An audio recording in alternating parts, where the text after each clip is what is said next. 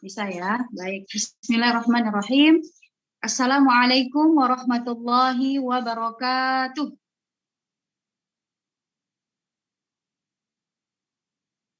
Alhamdulillah, alhamdulillah tatimmus salihat.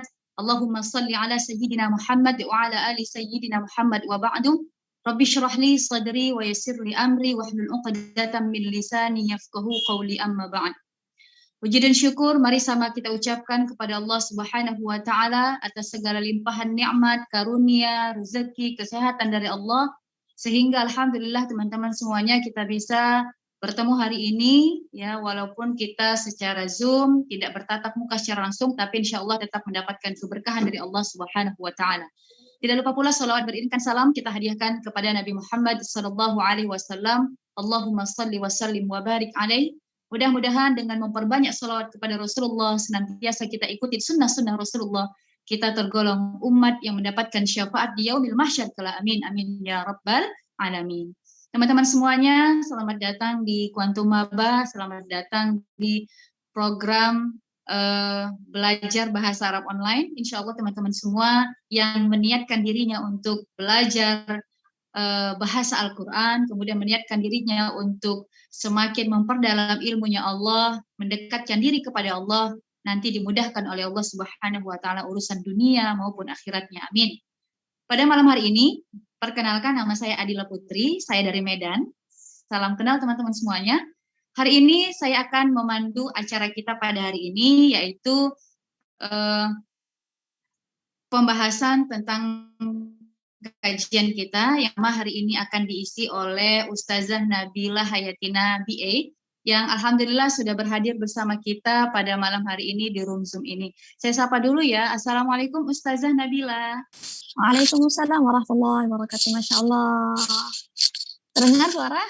Salam kenal Ustazah. Salam kenal Kak Dila, Masya Allah. Salam kenal juga. Saya termasuk followers Kak Nabila dari zaman dulu ya.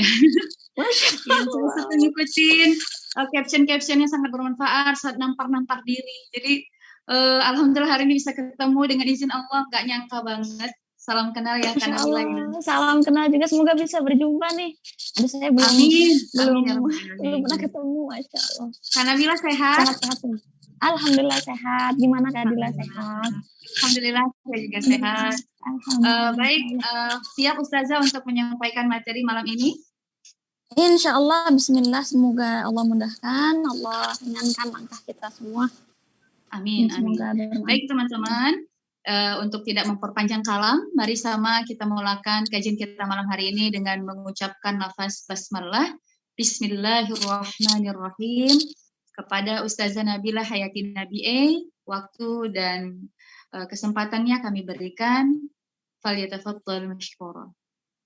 Insyaallah, insyaallah. Jazakumullah khairan katsiran, jazakillahi firdausil a'la buat Kadila, dan terima kasih kepada teman-teman dari Quantum Maba.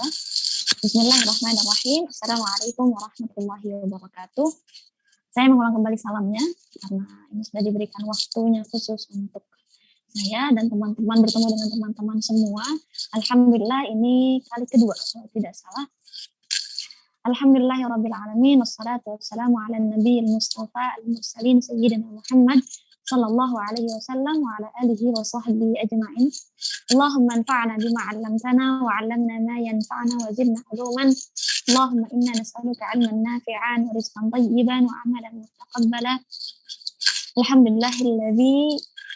Alladhi kafana. Wassalatu wassalamu ala nabiyil mustafa sayyidina Muhammad sallallahu alaihi wasallam. Wa qala Allah ta'ala fil Qur'anil Karim, a'udzu billahi minasyaitonir rajim. Yarfa'illahu alladhina amanu minkum walladhina utul 'ilma darajat. Al-ayah, sadaqallahul 'azim wa sadaqa rasulul karim. Insyaallah teman-teman semua, malam-malam ya di sana ya, jam 7 malam ya. Sudah Isya belum tadi?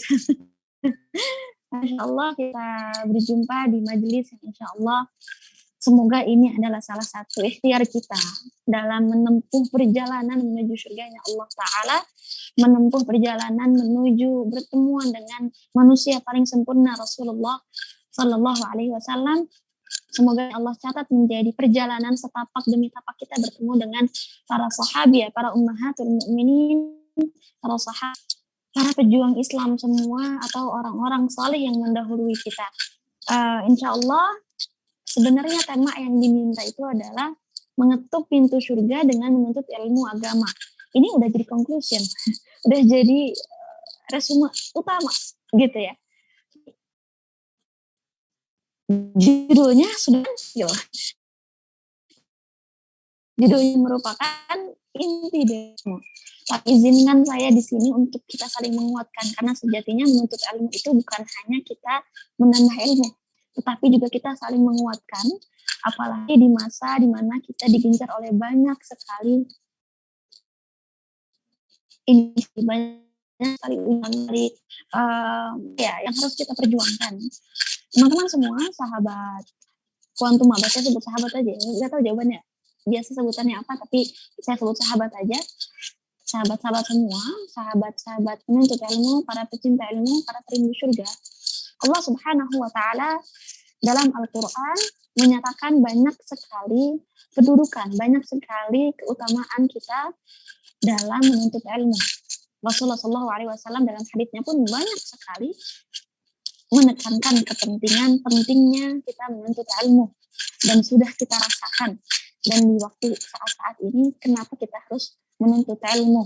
Ya, ada banyak alasan, banyak sekali kekuatan kenapa kita harus menuntut ilmu. Kalau di awal tadi saya menyampaikan ayat surat Al-Mujadalah ayat 11, bahwa salah satu alasan kenapa kita menuntut ilmu adalah Allah tingkatkan derajat kita. Yarfa'illahu alladhina amanu minkum walladhina utul ilma darajat. Allah akan mengangkat derajat beberapa derajat bagi orang ilmu. Tapi tahukah teman-teman semua? Mari kita sadari, mari kita resapi, mari kita tadabburi, karena di sini nanti ada sesi tadabbur surah, ya, kalau tidak salah. Mari kita bukan hanya mempelajari, bukan hanya menuntut ilmu, bukan hanya mencatat, bukan hanya mengulang, tapi kita mentadabburi, memaknai. Kenapa kita menuntut ilmu? Kenapa kita belajar? Yang pertama, teman-teman semua. Yang pertama, teman-teman semua pasti ingat, sahabat-sahabat semua pasti ingat. Ayat yang turun pertama kali kepada Rasulullah SAW adalah surat Al-Alaq.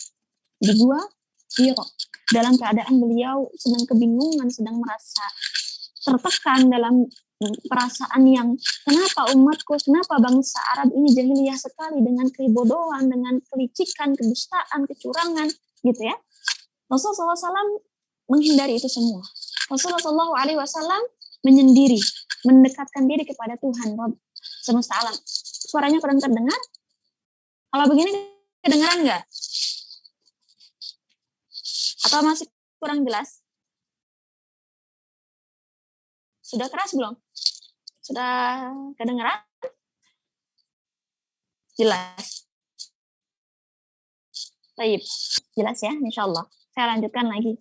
Ketika dalam masa-masa seperti itu masa-masa kejahiliahan yang luar biasa, masa-masa yang sangat mencekam, masa-masa yang membingungkan.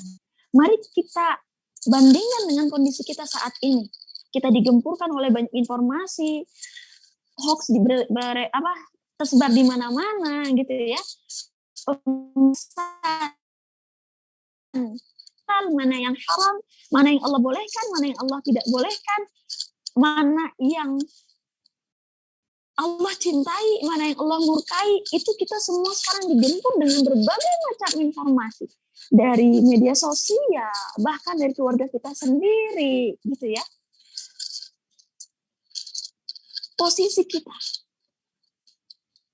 Posisi kita adalah serupa dengan kejahiliahan. Bisa jadi serupa dengan kejahiliahan di masa Rasulullah SAW. Meskipun di saat itu lebih gelap, jahiliyahnya lebih luar biasa, membingungkannya lebih luar biasa. Tetapi teman-teman, sahabat semua, akan ada masa di mana yang lebih membingungkan lagi adalah ketika Dajjal itu datang.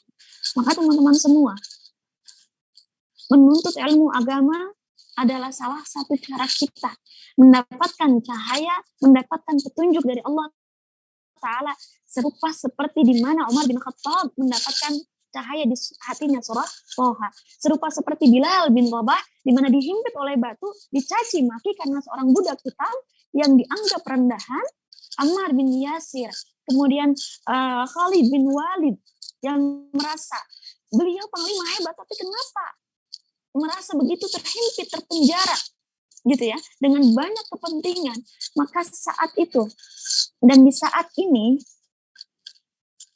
ilmu agama adalah cahaya, sama seperti ketika mereka mendapatkan cahaya yang menguatkan mereka untuk berkata la ilaha illallah. Itu yang pertama. Kenapa kita wajib? Kenapa kita menuntut ilmu? Kenapa kita mengetuk pintu surga? Adalah kita sama-sama berjuang dengan para sahabat, dengan para Amirul Mukminin, dengan para, kurang jelas suara? Kerasa-kerasa. Oke. Kalau begini jelas tidak?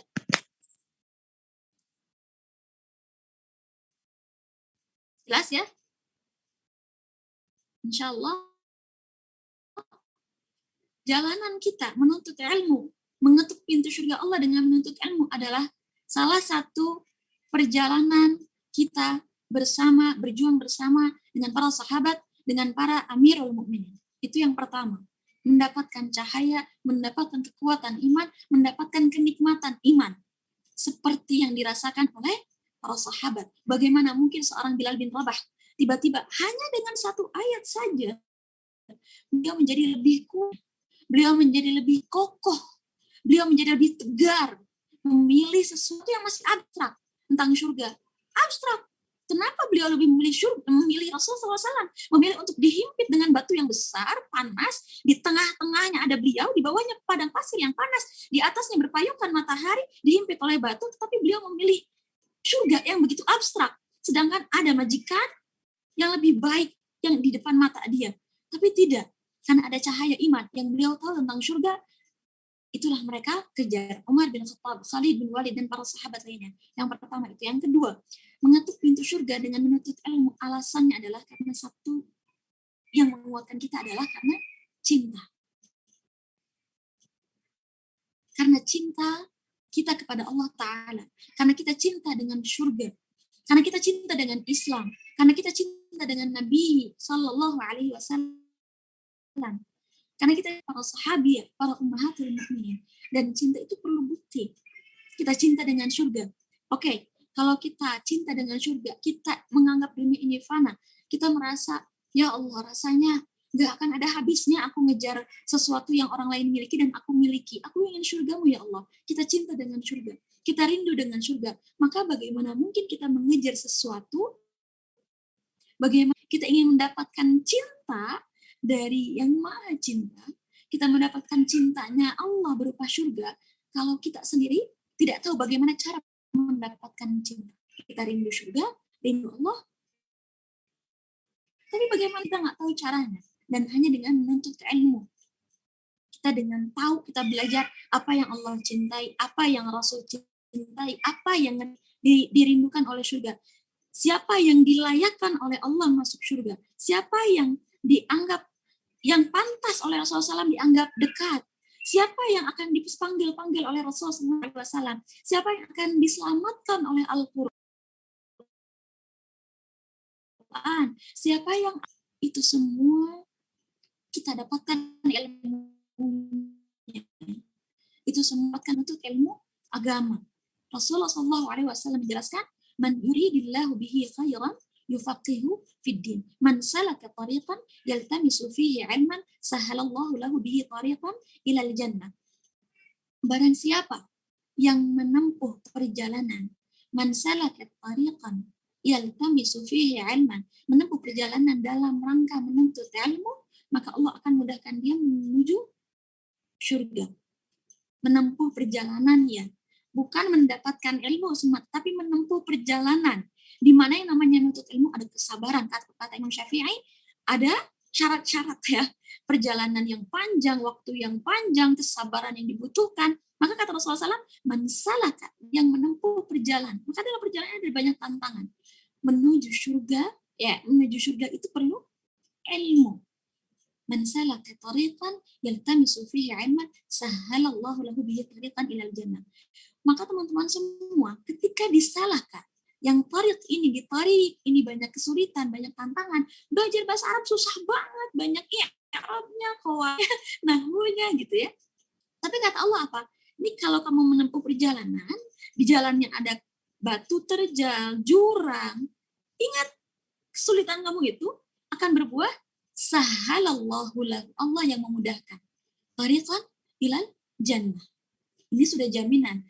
Maka ini teman-teman, cinta. Yang pertama tadi sudah saya sebutkan bahwa kita menempuh perjalanan bersama dengan para sahabat, para Amirul Mukminin dan para nabi. Yang kedua adalah karena cinta. Karena pengakuan cinta kita kepada Allah, kepada surga, kepada Rasul, maka kita perlu belajar. Dengan cinta itu mahar kita menuju surga. Menuju surganya Allah. Maka kita bayangkan kalau sekiranya di akhirat kelak kita berada di pintu surga, terus kita diam gitu ya, duduk berdiri, kemudian ditahan.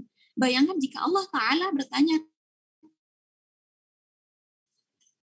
apa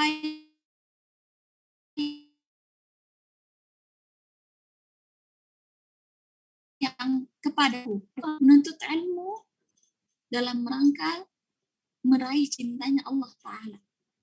Salah satu bentuk cintanya Allah Ta'ala adalah Allah memberikan kunci-kunci kiat-kiat jalan tikus atau shortcut kita menuju surga. Ini Allah ini ngasih shortcut. Allah shortcut kita untuk menuju surga. Salah satunya apa? Menuntut ilmu.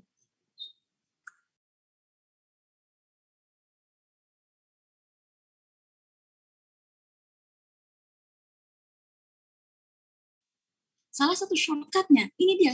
Menuntut ilmu itu mengetuk pintu surga karena apa? Shortcut kita menuju surga itu akan disebutkan ketika kita menuntut ilmu. Menuntut ilmunya saja sudah shortcut kita menuju surga. Ketika kita belajar menuntut ilmu, Allah sampaikan shortcutmu masuk surga, jalan tikusnya apa? Puasa. Karena dalam ilmu, belajar menuntut ilmu agama akan disebutkan yang berpuasa maka dia akan masuk surga dalam pintu Ar-Rayyan, gitu ya. Banyak sekali shortcut yang Allah berikan kepada kita bagaimana menuju surga. Kuncinya adalah belajar.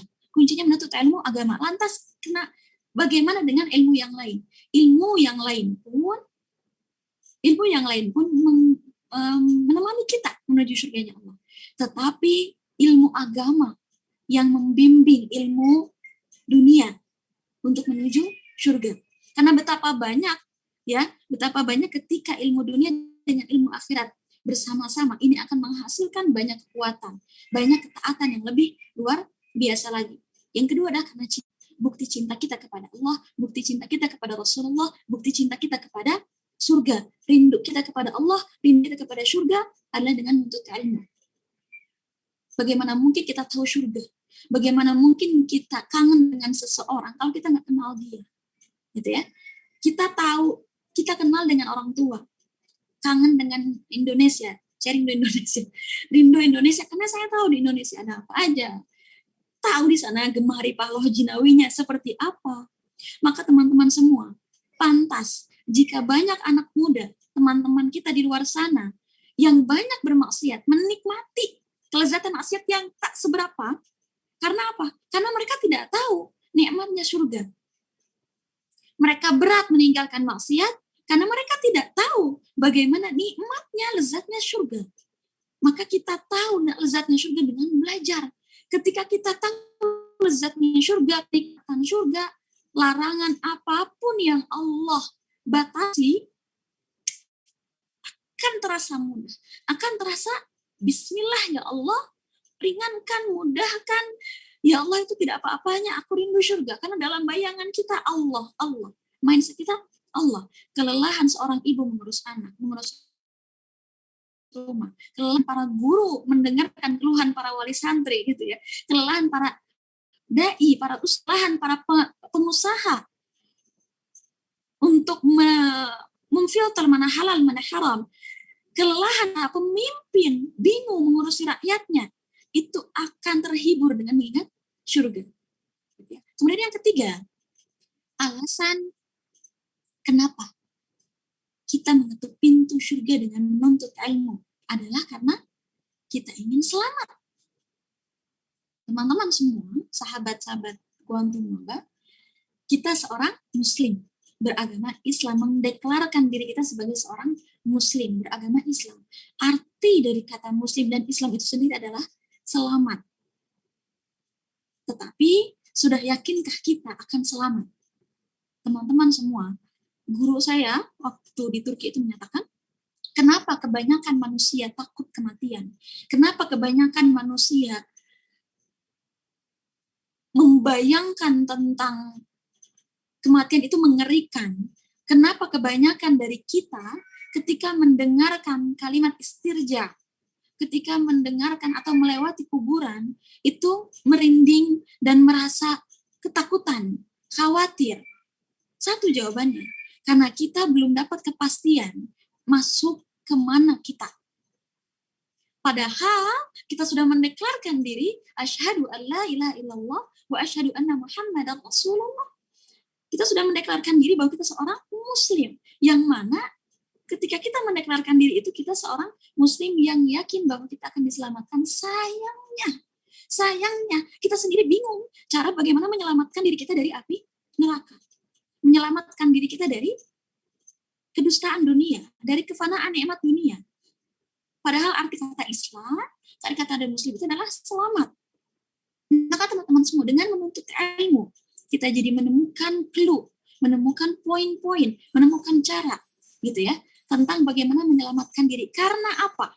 Karena dengan menuntut ilmu agama, pertama, kita tahu mana amalan yang Allah terima. Yang Allah terima. Ada banyak dari kita, dari masyarakat Indonesia, ibadah gitu ya. Ada banyak ini yang ketika kalau bukan para jamaah umroh di sini atau pas hajian gitu ya, mereka umroh, mereka hajian, tetapi ketika baru selesai tawaf, belum masuk ke sa'i, belum tahallul, itu rambut yang akhwat sudah kemana-mana. Ini dia, banyak yang tidak tahu. Hanya merasa ritual sholat dilaksanakan, puasa dilaksanakan, haji dilakukan gitu ya. Kemudian umroh, tapi tidak tahu apa buat Allah menerima amal. Ketika tawaf, kemudian buang asanya, ini batal nggak ya? Ya udahlah lanjut aja lah gitu ya. Nah ini karena apa? Mereka beribadah tapi tidak tahu apakah ibadahnya sah atau tidak, sesuai rukunnya atau tidak, gitu ya. Syarat-syaratnya apa saja. Sayang sekali kebanyakan kita, bahkan kita sendiri kadang-kadang ibadah, tapi tidak tahu apakah ini makbul atau tidak. Hati-hati, bisa jadi makbul, bisa jadi mardud, gitu ya, ditolak sama Allah, karena kita tidak sesuai dengan rukun, dengan syaratnya. Gitu. Maka dengan menuntut ilmu, kita tahu ibadah apa saja yang Allah terima. Cara diterima ibadah kita oleh Allah Ta'ala. Zakat, sedekah yang banyak gitu ya. Tetapi ternyata ada niatan yang salah. Betapa banyak para agnia, para orang kaya gitu ya. Para pekerja yang menginfakkan hartanya dengan nominal yang sangat besar, tetapi ternyata apa? Bagian dari hartanya itu ada harta yang haram. Ini seringkali seperti itu gitu ya. Berzina. Kemudian uang dari zinanya itu diberikan kepada orang tua, kepada adik, kepada anak. Maka bagaimana dengan status itu? Tapi kan kami berbakti kepada orang tua, tapi kami kan memberi nafkah kepada anak. Betul, berbaktinya betul. Tetapi memberinya, hartanya itu bagaimana? Bagaimana dimakan oleh anak? Gitu ya. Nah ini bahaya ketika kita tidak menuntut ilmu. Hanya menuntut ilmu agama, hanya menuntut ilmu akhirat. Tidak tahu mana yang halal dan haram, mana yang Allah cintai, mana yang tidak Allah cintai. Maka itulah dengan ilmu agama kita selamat. Makbul. Kemudian yang kedua, dengan menuntut ilmu agama, ibadah kita mengetahui mana yang Rasulullah SAW sunnahkan, mana yang tidak disunnahkan oleh Rasulullah SAW. Mana ibadah yang memang dituntun oleh Rasulullah, mana yang tidak. Karena bukankah kita ini beribadah, bukankah kita ini berislam Bukankah kita ini menjalankan kehidupan ini tidak hanya mengharapkan surganya Allah, tapi kita ingin mendapatkan surga tertingginya Allah. Kalau hanya masuk surga, maka seorang muslim, siapapun, setiap muslim itu masuk surga. Man qala la ilaha illallah dakhala jannah. Setiap yang berkata la ilaha illallah masuk surga, kecuali yang enggan, kata Rasulullah SAW.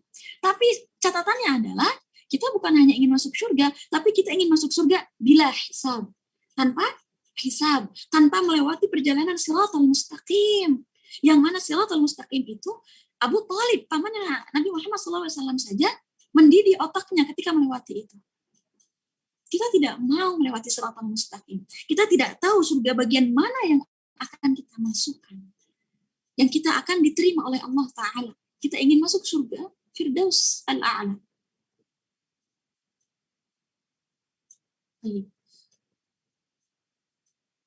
Maka yang kedua, tadi pertama makbul, di poin yang selamat, yang pertama makbul, yang kedua akal sesuai dengan sunnah Rasulullah SAW. Yang ketiga, dengan menuntut ilmu agama kita menutup pintu surga karena kita tahu bahwa ilmu yang kita miliki itu tidak hanya didapatkan, dicatat, tapi diamalkan. Dan ilmu agama menuntun kita bagaimana mengamalkannya, bagaimana kita menjaga ilmu adalah dengan berlingkungan yang baik. Innama yakhshallahu min ibadihi al-ulama.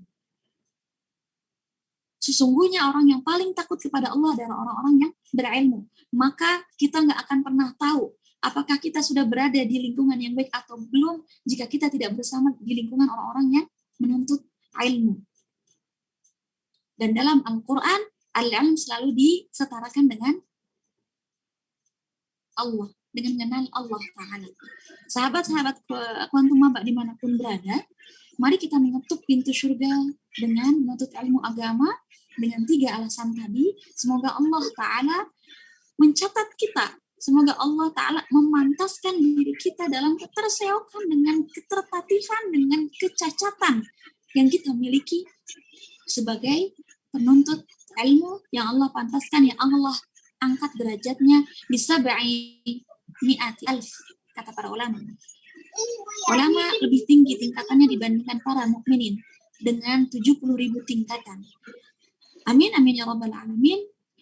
Untuk sekarang itu saja materinya. Masya Allah, jazakumullah khairan katsiran. Kurang lebihnya mohon maaf. Semoga bermanfaat apa yang saya sampaikan. Aqulu qawli hadza wa astaghfirullah li wa lakum. Wassalamualaikum warahmatullahi wabarakatuh. Waalaikumsalam warahmatullahi wabarakatuh. Masya Allah, luar biasa sekali. Saya kembalikan ke khairan. Jazakillah khairan. Masya Allah, luar biasa. Allah yuftah alaiki. Ustazah Nabila sudah menyampaikan materi dengan luar biasa, menggugah teman-teman. Mudah-mudahan apa yang disampaikan oleh Ustazah Nabila ini bisa menjadi sebuah motivasi buat teman-teman semua yang akan menghadapi pembelajaran bahasa Arab. Ya, teman-teman ingat bahwa belajar kita ini adalah sesuatu yang sangat mulia. Insya Allah nanti seperti apa yang dikatakan Ustazah Nabila tadi, Allah meridhai kita dan memberikan kita kemudahan dalam belajar dan tentunya semakin mendekat kepada Allah Subhanahu wa Ta'ala. Terima kasih banyak kami ucapkan kepada Ustazah Nabila. Mudah-mudahan Ustazah Nabila dan keluarga diberikan Allah senantiasa kesehatan, kemudahan rezeki, kemudahan urusan dunia dan akhirat, dan mudah-mudahan insya Allah kita bisa ketemu lagi di lain waktu. Ustazah, kalau misalnya ada aktivitas lain, kami persilahkan untuk melanjutkan aktivitasnya.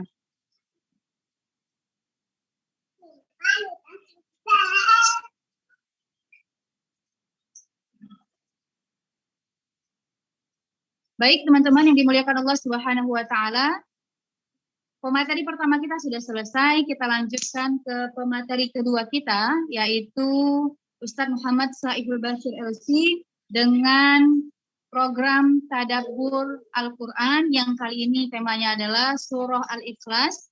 Maka teman-teman, untuk kita mulakan Tadabbur Surah Al-Ikhlas pada malam hari ini, mari sama sebelum itu kita dengarkan pembacaan kalamullah ayat suci Al-Quran yang akan dibacakan oleh qori kita pada malam hari ini, yaitu Kak Rizal Wahid. Kak Rizal sudah hadir di room Zoom.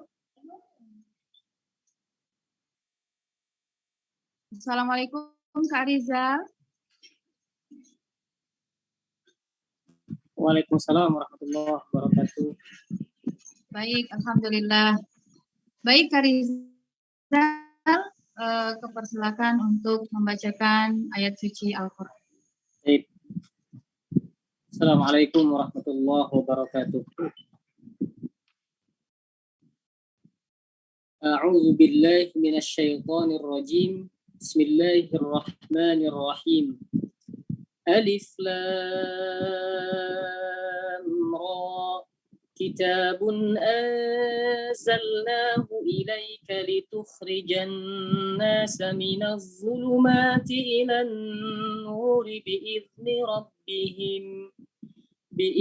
rabbihim ila siratil azizil hamid.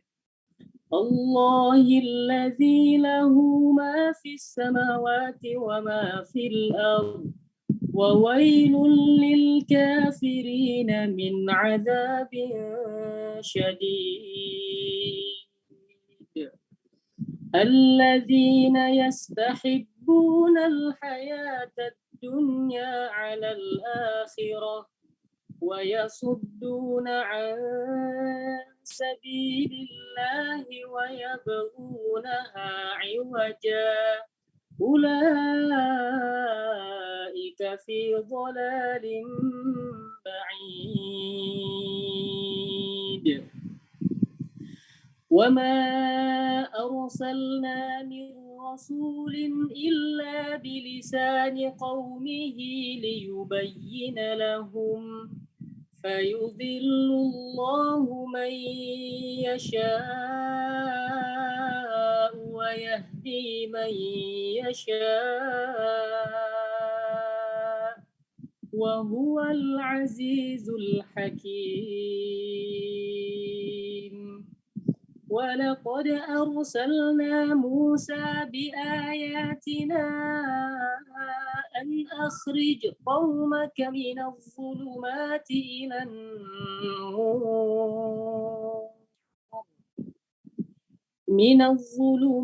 إلى النور وذكرهم بأيام الله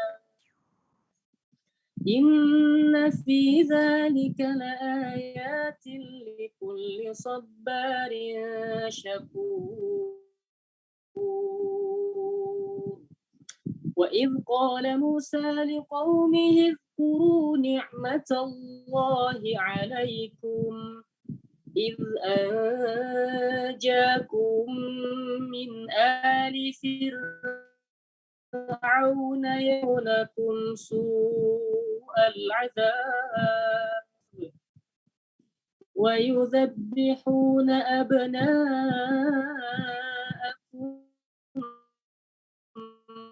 ويستاءكم وفي ذلكم بلاء من ربكم عظيم وإذ تأذن ربكم لئن شكرتم لأزيدنكم ولئن كفرتم إن عذابي لشديد وقال موسى إن تكفروا أنتم ومن في الأرض جميعا فإن الله لغني حميد. Sadaqallahul azim. Assalamualaikum warahmatullahi wabarakatuh.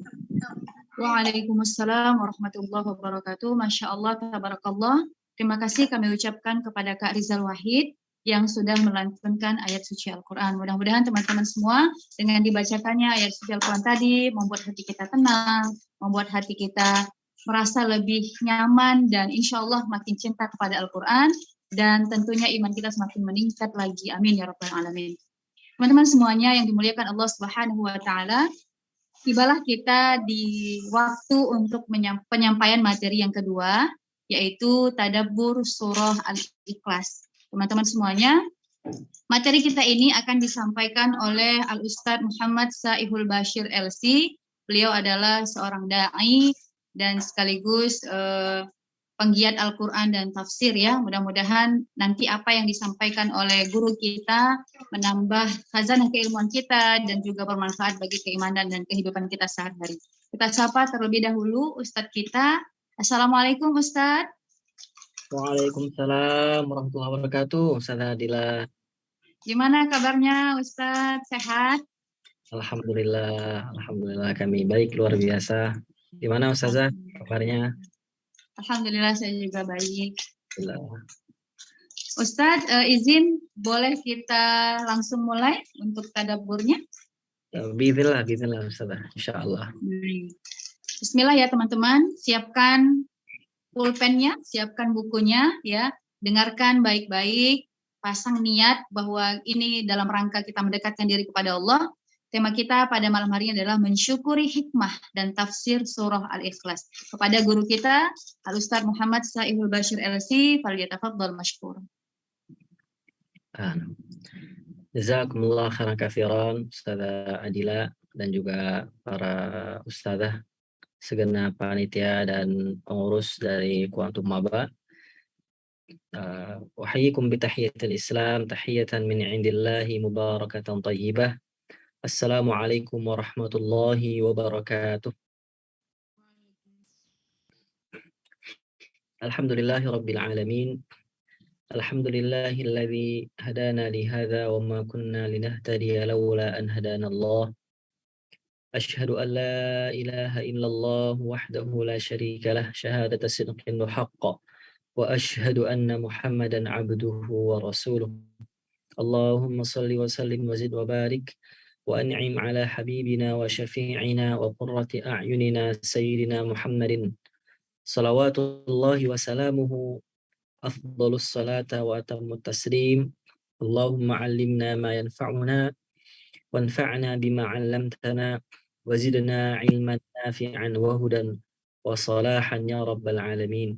Allahumma ya mu'allima Ibrahim 'allimna wa ya mufahhima Sulaiman fahimna.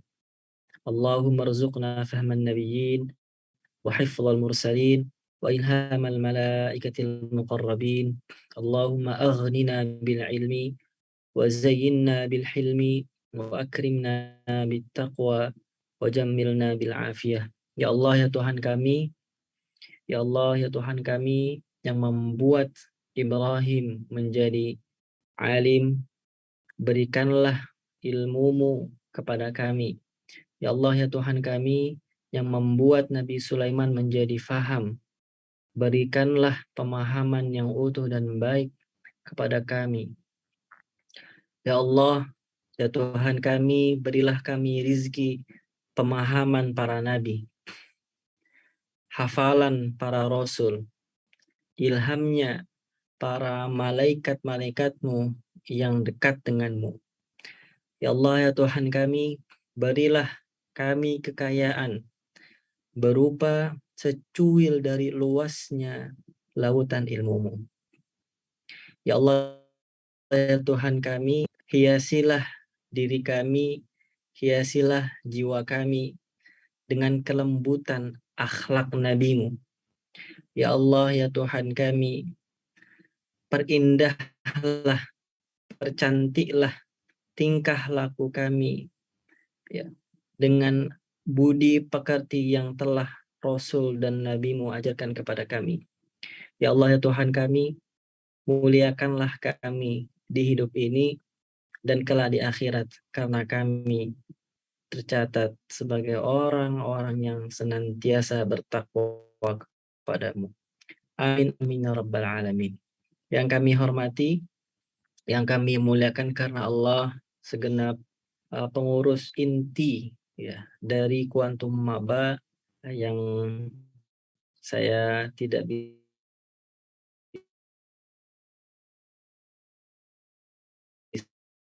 persatu namanya lewat doa-doa dan salam tahiyat. Kami semoga Allah Subhanahu wa taala senantiasa menjaga kesehatan, menjaga ketulusan, menjaga keikhlasan kita semua dalam beramal saleh, dalam berdakwah, dalam mengajarkan Al-Quran kepada sebanyak-banyaknya manusia di atas muka bumi ini.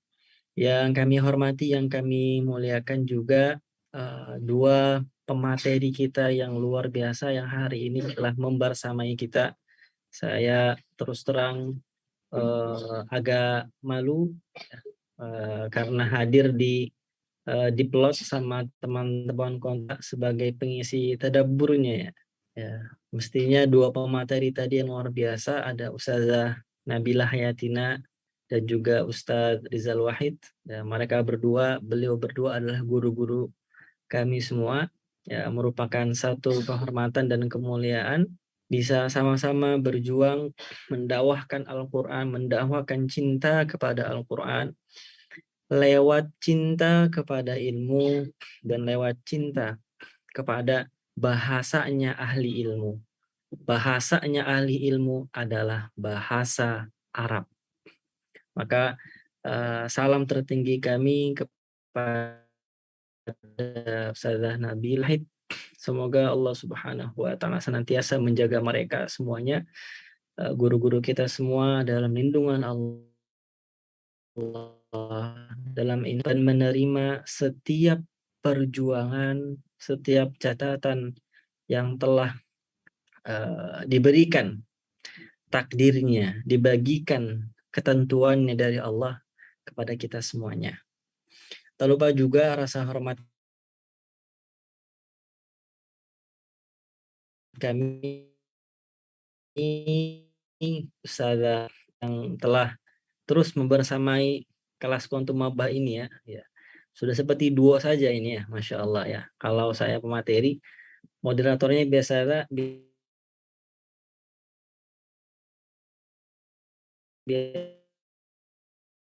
Ustaz Adi sama-sama bahagia dan bersilaturahim di bumi saja, tetapi juga muajah ini ya juga berlanjut sampai nanti kelak bersama Rasulullah SAW dan para sahabatnya di surganya Allah. Segenap teman-teman, sahabat-sahabat Quantum Maba, ya, para pemirsa, para pendengar, pecinta ilmu Allah, pecinta Al-Quran, orang-orang yang ingin lebih dekat lagi dengan ilmunya Allah, orang-orang yang ingin mengetuk pintu surganya Allah. Pada malam hari ini saya berbahagia sekali bisa membersamai teman-teman semuanya. Dan terakhir kami membersamai Quantum Maba itu sekitar mungkin 2 bulan lalu ya. Ketika kami lagi safar ke Surabaya. Sekarang kami juga lagi safar ke Jepara. Jadi semoga Allah catat ya semua ikhtiar kita, semua upaya kita untuk menyebarkan cinta kepada Al-Quran sebagai amalan yang terima di sisi Allah Subhanahu wa taala. Dan tema malam hari ini teman-teman semuanya adalah menggali hikmah dan menggali rahasia lewat tadabbur surah Al-Ikhlas. Teman-teman yang Allah muliakan, akhwati wa ahibbati fillah, azani Allah wa yakum ajma'in semuanya, saudara-saudariku. Kalau kita perhatikan surah Al-Ikhlas ini surah yang paling kita hafal, di luar kepala setelah surah Al-Fatihah. Kita tidak pernah sengaja, kita tidak pernah secara niat, secara full of intention. Niat saya pengen ngafal surah Al-Fatihah, saya pengen ngafal surah Al-Ikhlas, itu tidak pernah ada niat itu, betul tidak? Pernah nggak ada niat itu? Saya pengen ngafal surah Al-Ikhlas, saya pengen ngafal surah Al-Fatihah. Pernah tidak ada niat itu, teman-teman? Ya, ini pertanyaan retoris ya, teman-teman bisa coba refresh ingatan memori teman-teman semuanya. Pernah nggak niat menghafal surah Al-Fatihah atau menghafal surah Al-Ikhlas? Rasa-rasanya kayaknya nggak pernah niat. Tapi kalau ditanya apakah hafal surah Al-Fatihah dan hafal surah Al-Ikhlas, begitupun juga surah-surah pendek lainnya, itu kita hafal. Betul tidak? Kalau saya baca misalnya, ayat kedua dari surah Al-Ikhlas adalah lam yalid wa lam yulad, alladzi lam yalid wa lam yulad. Ayat keduanya. Itu ayat keduanya nih ya. Itu saya kira-kira hafalan saya keliru apa benar? Kalau saya baca qul huwallahu ahad alladzi lam yalid wa lam yulad. Hafalan saya keliru, error atau betul? Semua kita pasti akan bilang, ini hafal Ustaz kayaknya bermasalah nih, kayaknya belum murojaah nih surah Al-Ikhlas. Masa ayat kedua dari surah Al-Ikhlas bunyinya lam yalid wa lam yulad. Semua orang tahu kalau ayat kedua dari surah Al-Ikhlas adalah Allahus Samad. Iya kan? Jadi kita ini sudah akrab sekali. Ingatan kita tuh sudah bestie banget sama surah Al-Ikhlas. Tetapi apakah kita sudah betul-betul paham? Apakah kita sudah sampai tahap idrak? Sampai kepada tahap ilmu? Jadi untuk sampai kepada ilmu, teman-temanku yang Allah muliakan, itu ada beberapa tahap. Tahap yang pertama adalah al-qiraah, membaca. Tahapan kedua adalah al-hifzu, menghafal. Tahapan ketiga adalah al-idrak, memahami. Ya. Tahapan keempat, barulah ilmu ini akan sempurna dengan tahapan yang kelima. Apa itu? Al-amal. Ya, perbuatan. Saya ulangi. Tahap yang pertama apa? Al-qiraah, membaca. Tahapan kedua adalah al-hifzu, menghafal. Tahapan yang ketiga adalah al-idrak, idrak, memahami, ya, mempelajari. Kemudian ketika ia sudah mapan, ia menjadi ilmu, pengetahuan, wawasan. Itu dalam pengertian kita.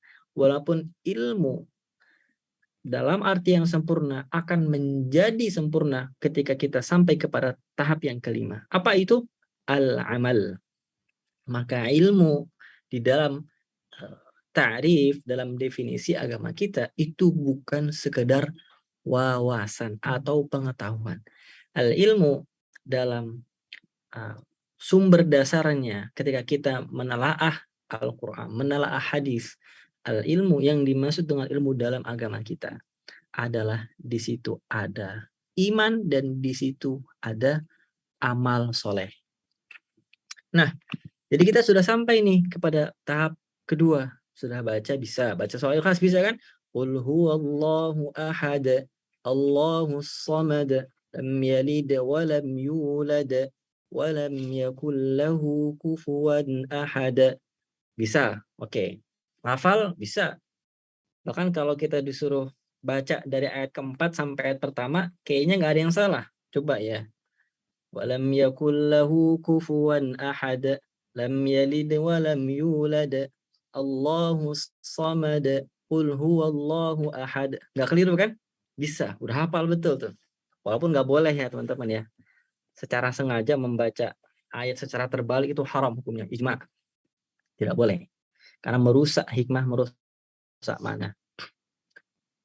Maka kita malam hari ini itu mulai al-idrak, mulai al-fahmu, mulai coba memahami, mulai menambah wawasan.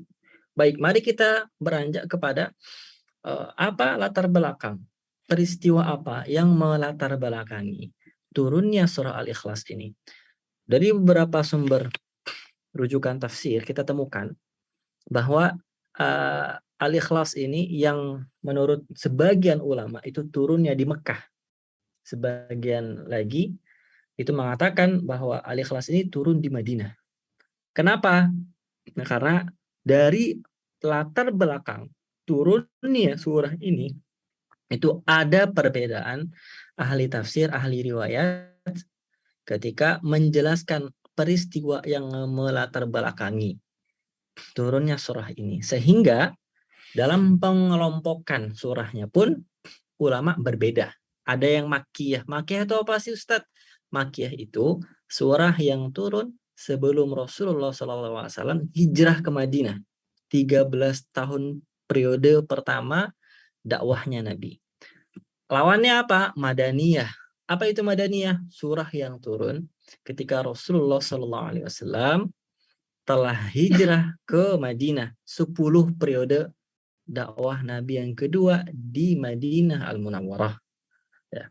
Nah, ada setidaknya 2 sababun nuzul. Sabab nuzul yang pertama, yang kemudian di atas riwayat inilah para ulama, para ahli membangun pendapat mereka bahwa surah Al-Ikhlas ini itu adalah surah Makkiyah.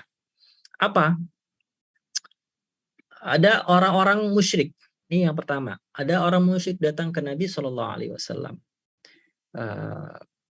Mereka mengatakan apa? Ya Muhammad, ya, sif lana rabbak. Riwayat yang lain dengan makna yang sama. Unsub lana rabbak. Wahai Muhammad,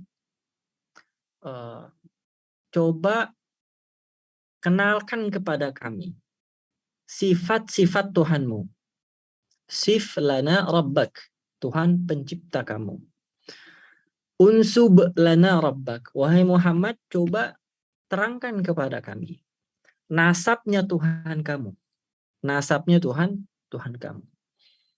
Nah, lalu Allah Subhanahu wa taala menurunkan surah ini. Fa anzalallahu hadhihi surah. Maka Allah pun menurunkan, jawablah Muhammad, jawablah wahai Nabi, jawablah wahai Rasulullah pertanyaan orang-orang musyrikin Quraisy ini, orang musyrikin Makkah ini dengan mengatakan, qul huwallahu ahad, Allahus samad, lam yalid wa lam yulad wa lam yakul lahu kufuwan ahad.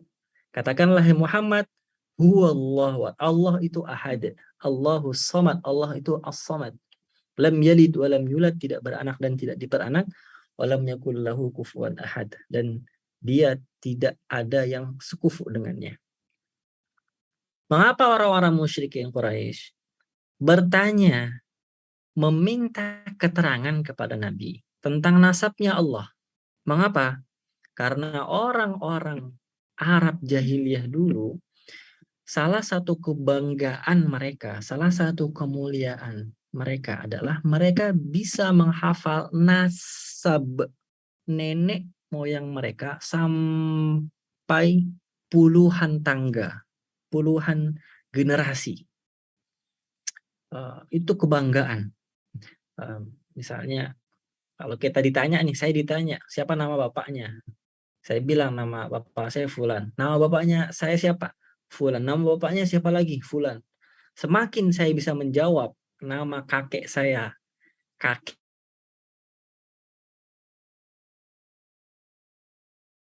kakeknya, maka semakin diperhitungkan. Kenapa? Karena saya menghafal nasab saya. Saya mengetahui dari mana darah saya mengalir. Begitu. Makanya ada istilah darah biru. Orang-orang ini orang mulia ini, gitu ya.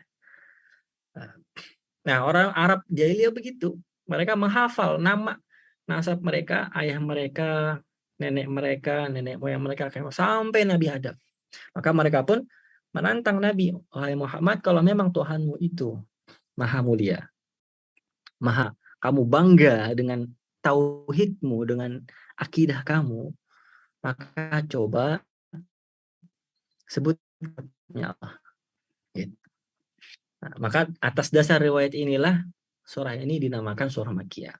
Adapun riwayat kedua adalah diterangkan sama beberapa ahli tafsir bahwa surah Madaniyah ini, surah Al-Ikhlas ini itu turun Madaniyah, turunnya saat Rasulullah SAW sudah hijrah ke Madinah. Dari mana mereka mengambil kesimpulan ini? Karena riwayatnya begini ceritanya. Ada orang-orang ahli kitab, orang Nasara. Ya, ahli kitab itu orang-orang Nasrani, orang Yahudi. Nah, dalam case ini orang-orang Yahudi. Mereka datang ke Nabi. Hai Muhammad, hadzallah khalaqal khalqa. Faman khalaqallah? Saya ulangi pertanyaannya nih. Hadzallahu khalaqal khalqa. Inilah Allah yang menciptakan segala makhluk, segala alam semesta ini. Lantas kemudian siapa yang menciptakan Allah? Siapa yang menciptakan Siapa yang menciptakan Allah? Nah, saat itulah kemudian fa'anzalallahu hadhihi surah. Maka Allah menurunkan surah ini. Qul huwallahu ahad, Allahus samad, lam yalid wa lam yulad wa lam yakul lahu kufuwan ahad. Kalau kamu bertanya siapa yang menciptakan Allah, maka katakanlah, hai Muhammad, sesungguhnya Allah itu Maha Esa, Allah itu Maha Samad. Nanti kita akan jelaskan apa makna ahad, apa makna samad. Kemudian Allah tidak diperanak dan Allah tidak beranak. Allah itu tidak sekufu dengan siapapun. Allah itu Maha tinggi, la mathala wala adila. Tidak bisa dimisalkan dan tidak bisa disetarakan dengan apapun. Nah, maka atas dasar riwayat kedua inilah para ulama mengambil kesimpulan surah Al-Ikhlas ini adalah madaniyah. Surah Al-Ikhlas ini kan teman-teman semua, ini adalah surah yang paling pendek. Yang kedua dari Al-Quran. Apa surah yang pertama? Nah, teman-teman, ada yang tahu enggak? Surah yang paling pendek. Kalau surah yang paling panjang, apa? An-Nisa apa Al-Maidah? Nah, coba yang tahu tulis di komen di bawah ini. Coba. Yang paling panjang, Al-Maidah apa An-Nisa? Nah, yang paling panjang adalah Al-Baqarah, bukan Al-Maidah, bukan An-Nisa. Ya. Nah, kalau yang paling pendek itu adalah Al-Kautsar. Sedangkan surah kedua yang paling pendek adalah surah Al-Ikhlas. Ya, surah Al-Kautsar itu cuma tiga ayat, ya kan? Cuma 3 ayat. Nah, surah Al-Ikhlas cuma 4 ayat. Nah, ada fakta yang unik kata para ahli tafsir. Al-Imam Ar-Razi misalnya dalam Mafatihul Ghaib itu mengatakan, jika surah pendek yang paling pendek ada dalam Al-Quran adalah surah Al-Ikhlas. Surah Al-Kautsar. Itu menjelaskan tentang kemuliaan Nabi, kemuliaan Rasulullah Muhammad SAW. Inna a'tainakal kautsar. Sesungguhnya wahai Muhammad, kami telah memberikan kamu kepada kamu apa? Al-Kautsar, nikmat yang banyak. Sungai Al-Kautsar nanti di surga. Ya. Menjelaskan apa kemuliaannya siapa? Catat baik-baik, kemuliaannya siapa? Rasulullah SAW. Adapun Al-Ikhlas sebagai surah yang terpendek yang kedua menjelaskan tentang kemuliaan Allah Jalla Jalaluhu. Menjelaskan tentang siapa? Tentang Tuhan Allah, pencipta alam semesta yang maha agung, yang keagungannya maha agung. Nah, ada beberapa fadail kemuliaan dari surah Al-Ikhlas ini ya. Yang pertama adalah di antaranya disebutkan oleh Rasulullah SAW dalam banyak riwayat bahwa ayu'jizu ahadukum an yaqra'a, apakah susah buat kalian untuk membaca dalam satu malam itu sepertiga Al-Quran. Sepertiga Al-Quran. Maka kata para sahabat, apa itu wahai Rasulullah? Kalau memang ada yang seperti itu, sepertiga Al-Quran sekali malam gitu ya, kami mau. Apa jawaban Nabi? Iqra surat Al-Ikhlas fa innaha ta'dilu sulusal Quran. Bacalah surah Al-Ikhlas karena Al-Ikhlas ini itu sebanding dengan sepertiga Al-Quran. Kemudian yang kedua, surah Al-Ikhlas ini adalah surah yang menjelaskan tentang sifatur Rahman. Apa? Sifatur Rahman. Kalau ada surat Ar-Rahman di juz 27 yang menjelaskan tentang perbuatan Ar-Rahman, perbuatan Allah.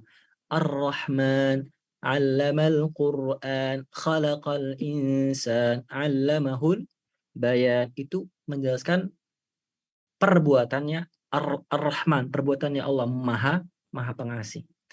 Nah, surah Al-Ikhlas ini menjelaskan tentang sifatnya Allah. Tidak hanya sekedar perbuatannya Allah, tetapi sifatnya Allah. Nah, ini bisa kita ambil fadilah ini itu dari sebuah riwayat yang dikeluarkan oleh Al-Imam Muslim. saat suatu ketika Rasulullah SAW mengutus satu pasukan untuk mengintai situasi peperangan. Ditunjuklah seorang sahabat yang namanya nggak disebutkan dalam hadis itu. Sahabat ini ditunjuk sama Nabi untuk menjadi imam sholat rombongan ini selama mereka safar. Setiap kali mereka berhenti di sebuah tempat untuk melaksanakan salat, sahabat yang ditunjuk oleh Nabi ini, si lelaki ini, itu mengimami dan membaca surah Al-Ikhlas di setiap rakaat, di setiap salat. Bayangkan, di setiap salat, di setiap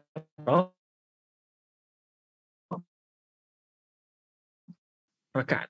Dina lagi yang melapor, wahai Rasulullah, sesungguhnya lelaki yang engkau tunjuk menjadi imam kami, itu setiap kali kami sholat, itu membaca surah Al-Ikhlas. Qul huwallahu ahad, Allahu samad, lam yalid walam yakul lahu kufuwan. Sahabat Nabi itu levelnya beda-beda. Ada yang levelnya itu emang suka sama yang pendek-pendek aja. Tapi ada juga level yang hafalannya banyak. Yang maunya itu kalau sholat, jangan Al-Ikhlas doang, jangan trikul. Ya kan? Qul huwallahu, qul a'udzu birabbil falaq, qul a'udzu binnas. Maka protes lah sahabat ini. Yang dia kalau sholat itu jangan pendek-pendek, panjang. Karena apa? Karena sholat itu adalah interaksi yang menakjubkan antara seorang hamba dengan penciptanya. Mendengarkan laporan ini, Nabi SAW nggak langsung menjudge. Nabi itu bukan Nabi yang menjudge. Nabi itu Nabiur Rahmah. Anan Nabiur Rahmah. Jadi Nabi itu adalah orang yang sangat sangat cinta sama umatnya, nggak mau menjudge, kecuali memang sudah ada wahyu yang turun menjelaskan keterangan. Jadi nggak langsung menjudge, oh berarti sahabat ini pancung dia misalnya, atau dia berbuat bid'ah gitu. Enggak, Nabi nggak begitu. Oh ini bid'ah, saya nggak pernah ngajarin, masuk neraka dia. Enggak, Nabi itu Nabiur Rahmah. Apa respon Nabi? Karena Nabi adalah Nabiur Rahmah, respon Nabi adalah coba panggilkan, barangkali dia punya alasan. Nah, jadi Nabi itu nggak langsung menjudge, menghakimi, melabel. Panggil dulu, tanya apa alasan dia membaca surah Al-Ikhlas setiap kali mengimami kalian, setiap kali sholat. Datanglah, wahai fulan, mengapa kamu membaca surah Al-Ikhlas setiap rakaat, setiap sholat kamu mengimami rombongan tadi? Saya mau menunjuk kamu itu karena kamu hafalan Quran banyak. Nabi itu tidak pernah menunjuk seseorang memimpin rombongan, apalagi menjadi imam mereka, kecuali orang ini adalah hafalannya paling banyak, pemahamannya paling kuat, pengamalannya paling kuat. Apa pembelaan lelaki ini? Ya Rasulullah, wahai Rasul, sesungguhnya aku suka sekali mengulang-ulang surah Al-Ikhlas setiap rakaat di dalam sholatku, baik sendirian maupun berjamaah, karena surah Al-Ikhlas li'annaha sifatur rahman. Ya, karena dia adalah surat yang menjelaskan tentang sifatnya Allah Ar-Rahman. Dijawab seperti itu, Nabi terdiam. Lelaki ini pun pergi. Oke, kamu boleh pergi. Ketika pergi, belum lepas beberapa saat, lelaki ini dipanggil lagi. Ya fulan ta'al, wahai fulan kesini kemari. Mengapa wahai Rasulullah engkau memanggil saya lagi? Aku memberitahumu bahwa tersebab kamu mencintai surah Ar-Rahman. Surah Al-Ikhlas. Surah Al-Ikhlas ini. Karena dia sifatur Rahman, aku memberitahumu bahwa Allah mencintaimu. Karena engkau mencintai surah Al-Ikhlas ini. Ya. Jadi ini fadilah yang kedua. Nah, fadilah yang ketiga, surah Al-Ikhlas itu menakjubkan sekali, teman-teman. Bukan, ini udah disinggung. Mungkin teman-teman kalau saya kasih tahu alasan yang ketiga, fadilah yang ketiga, teman-teman udah nggak heran lagi. Tapi saya nggak bosan-bosan untuk menyampaikan. Kenapa? Ini keren banget, serius. Nama surah ini apa namanya, teman-teman? Al-Ikhlas kan? Ya nggak? Al-Ikhlas. Tetapi ada nggak kalimat al-ikhlas di dalamnya? Tidak ada. Ya nggak? Ada nggak? Qul huwallahu ahad, Allahu samad, al-ikhlas gitu. Ada nggak? Nggak ada. Jangan buat-buat teman-teman ya. Itu barusan saya buat-buat aja. Buat nyontohin kalau itu tidak ada. Nggak ada. Tapi surah ini tidak dinamakan dengan surah al-ahad atau as-samad atau dengan nama surah Allah gitu atau huwa Allah. Tidak, itu umumnya di Al-Quran penamaan surah itu diambil dari ayat yang ada di dalamnya, kecuali beberapa surah saja. Ini umumnya ya. Al-Baqarah itu penamaannya diambil dari surah. Ada ayat di dalam surah Al-Baqarah yang berbunyi tentang, ada kalimatnya Al-Baqarah disebutkan. Al-Imran ada, An-Nisa ada, Al-Ma'idah ada, An'am ada, Al-A'raf ada, Al-Anfal ada. Ya, At-Taubah ada, hampir semuanya ada. Hanya beberapa surat saja dari 114 surah yang tidak disebutkan kalimatnya di dalam surah tersebut. Kalimat dengan nama surah itu di dalam suratnya itu sendiri. Di antaranya adalah Al-Fatihah dan Al-Ikhlas. Kenapa? Apa hikmahnya? Ini ajaib. Ini udah banyak disampaikan sama para ahli-ahli, sama para ustaz, para dai, para ulama. Ya, udah disampaikan sama banyak orang. Tapi saya nggak bosan untuk mengulangi ini. Kenapa? Karena esensi dari al-ikhlas, esensi dari keikhlasan adalah saat kamu berbuat, saat kamu beramal, dan amalan itu tidak ada yang mengetahui kecuali Allah Subhanahu wa Ta'ala, satu-satunya. Esensi dari keikhlasan kita dalam beribadah adalah saat ibadah tersebut hanya menjadi rahasia antara kita dengan Allah Subhanahu wa Ta'ala, antara seorang hamba dengan Tuhannya. Bahkan esensi dari ikhlas itu sendiri, dia tidak perlu disebutkan. Esensi dari kata ikhlas itu sendiri, kata tersebut tidak perlu disebutkan. Dan ini yang diisyaratkan dari 4 ayat ajaib surah Al-Ikhlas. Jadi kalau memang ikhlas, gak usah sebut-sebut dirimu ikhlas. Maksudnya begitu. Surah ini ingin mengajarkan Al-Ikhlas itu begini loh. Surah Al-Ikhlas itu begini, menyampaikan tentang hakikat keikhlasan tanpa menyebutkan kata ikhlas itu sendiri. Maka kata Al-Imam An-Nawawi dalam Bustanul Arifin itu berkata, mata fi ikhlasihim al-ikhlasa ihtaja ikhlasuhum ila al-ikhlasi. Saya ulangi. Asyahidu fim ila al-ikhlasi ihtaja ikhlasuhum ila al-ikhlas. Mata syahidu fi ikhlasihim ikhlas saja ikhlasuhum ila al-ikhlas. Setiap kali satu keikhlasan, maka ikhlas tersebut membutuhkan ikhlas lebih banyak lagi. Jadi kalau ada orang yang bilang, saya infak loh, berapa? 100.000. Saya ikhlas loh. Itu butuh ikhlas tuh. Ya. Saya semalam sholat tahajud dari jam 1 sampai jam 3 misalnya. Sholat tahajud. Wah, saya ikhlas banget lah. Gak ngasih siapa-siapa, cuma nge-share doang di status WhatsApp misalnya. Saya nggak nge-share siapa-siapa kalau saya sholat tahajud. Enggak, saya cuma nge-share di status WhatsApp.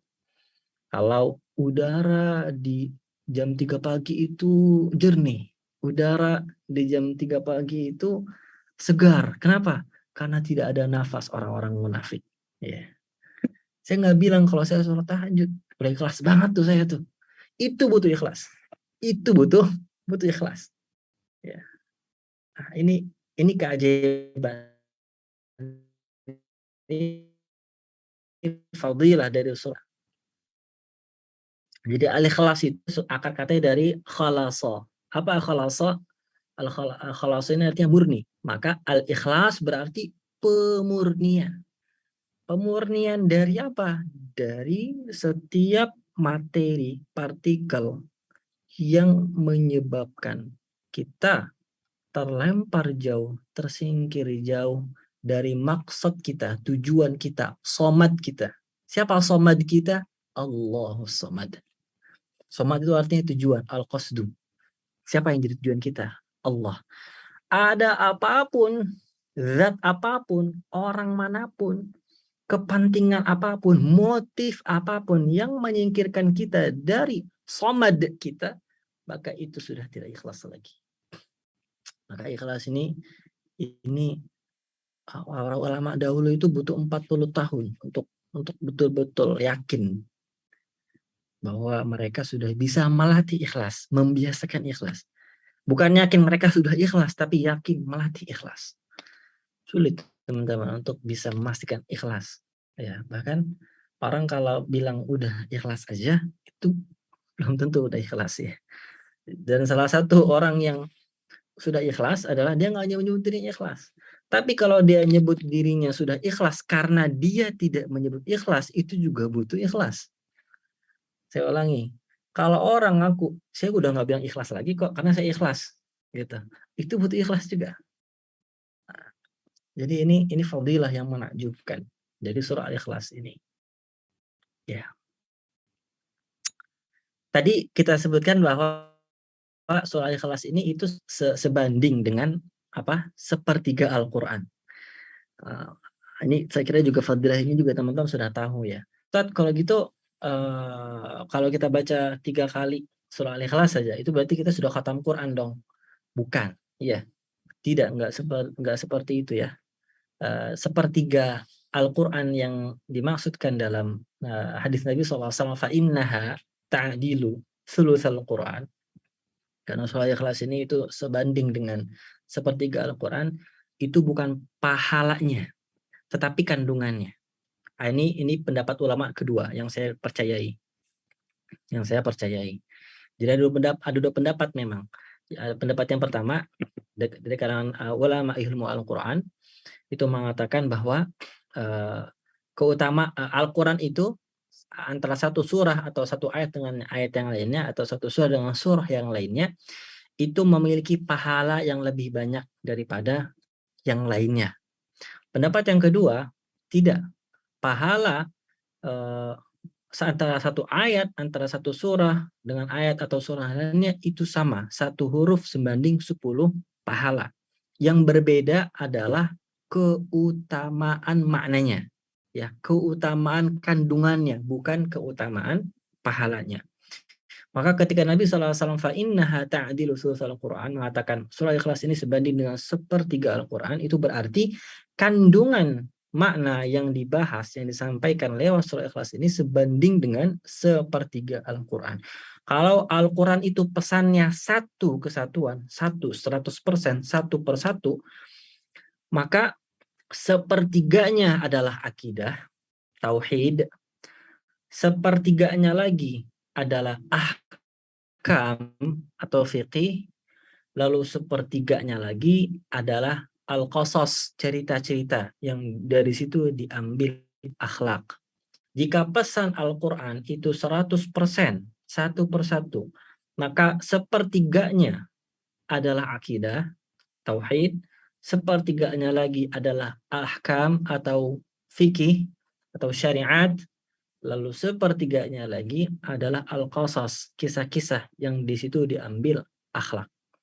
Nah, surah Al-Ikhlas ini itu mengambil sepertiga makna.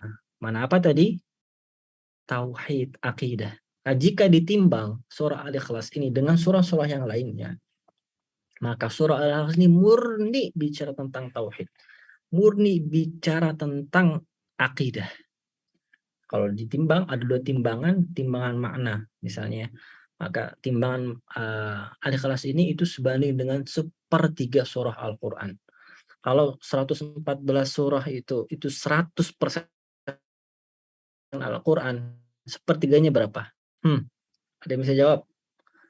Kalau 100%-nya Al-Quran itu 114 surah, sepertiganya berapa? Coba tulis di kolom komentar ya, yang pintar matematika nih. Nanti yang bisa jawab ada dapat hadiahnya insya Allah ya. Saya doain umroh tahun depan gratis. Nah, sepertiga dari 114 surah ini itu maknanya sebanding dengan satu makna yang dibahas di dalam surah Al-Ikhlas, itu akidah atau tauhid. Ya, maka ini penting sekali teman-teman. Akidah itu memang letaknya di hati. Tetapi hati ini juga memiliki akalnya, dan akal ini asupannya adalah ilmu. Makanya kalau kita baca surah Ali Imran, Allah itu bersaksi untuk diri bahwa diri itu satu, esa, itu bukan dengan cerita, bukan dengan pemaparan panjang. Allah mengatakan syahidallahu annahu la ilaha illa huwa wal malaikatu wa ulul ilmi qa'iman bil qisti. Bahwa Allah itu bersaksi dengan para malaikat, dengan ahli ilmu, bahwa Allah itu zatnya satu, tauhid itu dengan ilmu. Ya, dengan mengelompokkan ahli ilmu sebagai orang-orang yang sepantasnya, yang paling dalam akidahnya. Dalam surah Muhammad 36 Allah mengatakan fa'lam annahu la ilaha illallah. Ya, ketahuilah, bukan fashhad, bukan saksikanlah bahwa dia adalah Allah, tidak ada ilah yang patut disembah kecuali dirinya. Tapi yang digunakan ilmuilah. Maka ini penting sekali. Diterimanya amal soleh kita itu bergantung dengan akidah kita. Tauhid kita ini menentukan banget teman-teman. Orang infak, dia punya hartanya itu kalau dikumpulin di Jakarta International Stadium Jakarta yang baru dibangun sama Good Bener Anies Baswedan, ya, itu hartanya itu bakal ngemenuhin itu ya, JIS itu Jakarta International Stadium itu, hartanya dikumpulin semuanya, kemudian disumbangkan buat penduduk Palestina, ya. Kemudian dia tidak bertauhid, maka amalnya itu tidak diterima sama Allah, tidak dibalas sama Allah di hari kiamat. Lain asyrakta la yahbatanna 'amaluka wa laqad uhiya ilaika, telah diwahyukan kepada kamu hai Muhammad dan juga kepada orang-orang sebelum kamu bahwa jika kamu syirik, kamu menyekutukan Allah, semua amal kamu la yahbatanna 'amaluka wa la takunanna minal khasirin. Amal kamu itu akan hapus, hilang semuanya, dan kamu akan menjadi orang-orang yang musyrik. Ya. Terus gimana Ustaz? Berarti orang-orang yang baik, orang dermawan, orang Nasrani, orang Yahudi, mereka berinfak, berarti mereka nggak akan dapat ganjarannya dong. Mereka dapat balasannya kontan di dunia. Tahu rahasia orang-orang Cina itu sangat sukses, orang-orang India itu sangat sukses.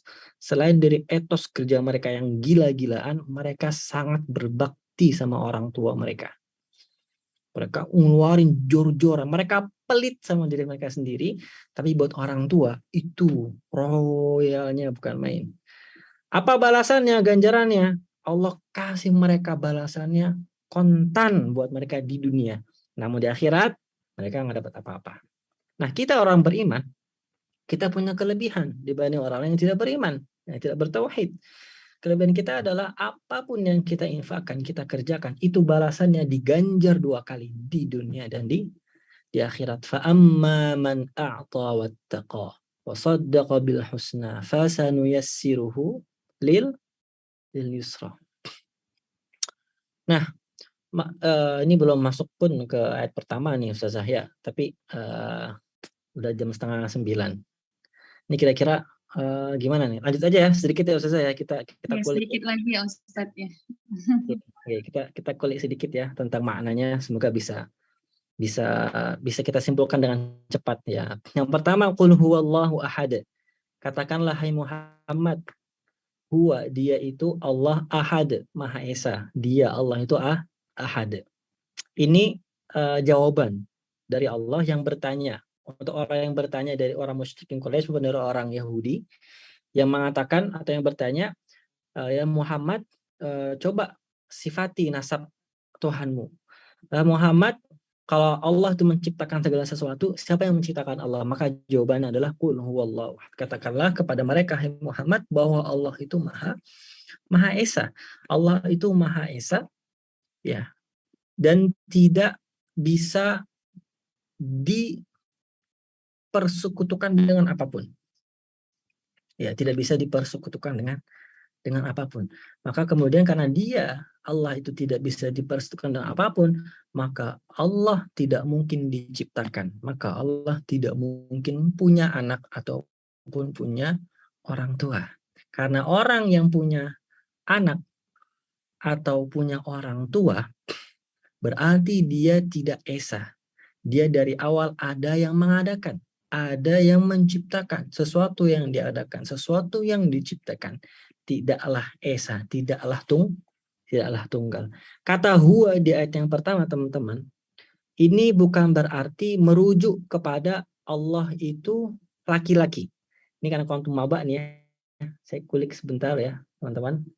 Kan teman-teman nanti buka belajar bahasa Arab nih, intensif nih. Saya tahu betul kontum maba tuh Masya Allah belajar bahasa Arabnya intensif gitu. Maksudnya wawasan itu dikasih luas di bahasa Arab. Nah, huwa itu yang kita ketahui adalah kata bentuk ketiga untuk dia muzakkar, untuk dia zakar, untuk dia laki-laki. Nah, di sini huwa digunakan untuk mendeskripsikan Allah. Qul huwallahu ahad. Bukan berarti Allah itu laki-laki. Oke. Teman-teman, saya ulangi, huwa itu dalam bahasa Arab itu digunakan untuk mendeskripsikan kata bentuk ketiga dia laki-laki.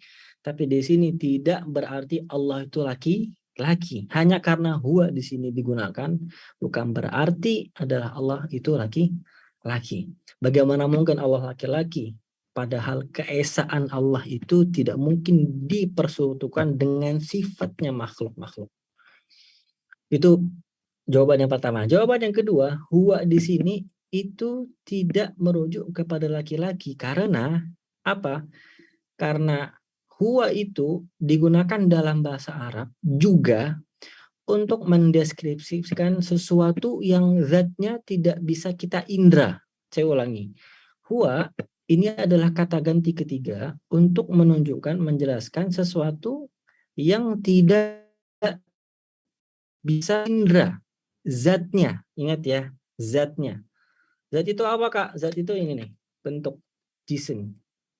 Ini pulpen nih. Ini zatnya apa? Oh, zatnya dia panjang. Warnanya hitam, ada orang oranye.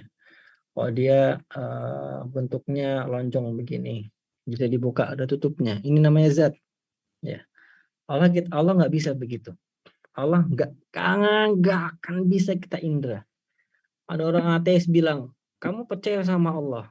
Iya, kita bilang, kita percaya sama Allah. Kita nggak percaya sama Allah, kata orang ateis. Kenapa? Karena Allah tidak bisa diindra. Mana? Datangkan Allah itu, kalau memang Allah itu ada. Kita jawab, Allah itu tidak bisa diindra. Allah itu tidak bisa dilihat. Dan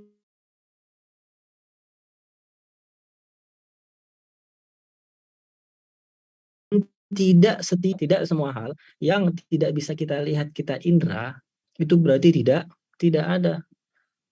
Itu betul tidak? Kita bisa mencium bau mulut kita, bisa mencium bau, mohon maaf, bau kentut kita, bisa tidak? Bisa, tapi bisa kita indra nggak? Kita lihat gitu dalam mata telanjang, kita dengar gitu, kita pegang angin gitu ya, bikin kita kedinginan, tapi kita bisa nggak tangkap angin gitu? Kita tangkap ya dengan tangan kita, tidak bisa. Tapi kita percaya angin itu ada, bau mulut itu ada, bau kentut itu ada. Maka huwallahu ahad, dialah Allah yang Maha Esa, itu digunakan untuk menerangkan bahwa zatnya Allah itu tidak akan bisa dilihat. Apa yang terjadi kepada orang-orang yang meminta untuk diperlihatkan zatnya Allah? Apa yang terjadi? Mereka meninggal disambar petir. Ini ada kisahnya di surah Al-Baqarah. Orang-orang Bani Israel itu mengatakan, ya Musa, lan nu'mina laka, wahai Musa, kami tidak akan beriman kepada risalahmu sampai kami melihat Allah secara jahrah, ya, secara nyata, seperti kami melihat kamu berdiri, gitu, punya dua kaki, punya tangan, punya mata, punya hidung. Apa responnya? Fa'akhadhathumus sa'iqah, langsung dihancurkan sama Allah. Ya. Kenapa? Karena mereka bertanya itu untuk nantang. Mereka udah dikasih nikmat Allah yang begitu banyak, udah diselamatkan dari kejaran Firaun, diselamatkan dari ombak menggulung Laut Merah. Sudah dikasih nikmat manna wassalwa, makanan dari langit yang paling enak. Tapi mereka masih gak percaya, gak mau beriman. Tapi Musa pernah nanya juga, pengen melihat Allah. Ya. Apa yang kejadian sama Nabi Musa di surah Al-A'raf disebutkan, falamma tajalla rabbuhu lil jabali ja'alahu dakkan wa kharra Musa sa'iqa. Nah, kalau Nabi Musa minta pengen lihat Allah bukan karena nggak beriman. Bukan karena nggak beriman sama Allah, tidak. Bukan nggak batal sama Allah, tidak, tapi ingin menambah keagungan Allah di hatinya. Tapi apakah sanggup? Tidak juga. Nabi Musa baru diperlihatkan bala tentaranya Allah.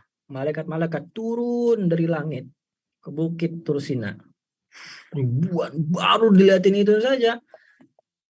Ja'alahu, bukit yang ada di hadapan bukit Tursina hancur, lur, hancur, meledak.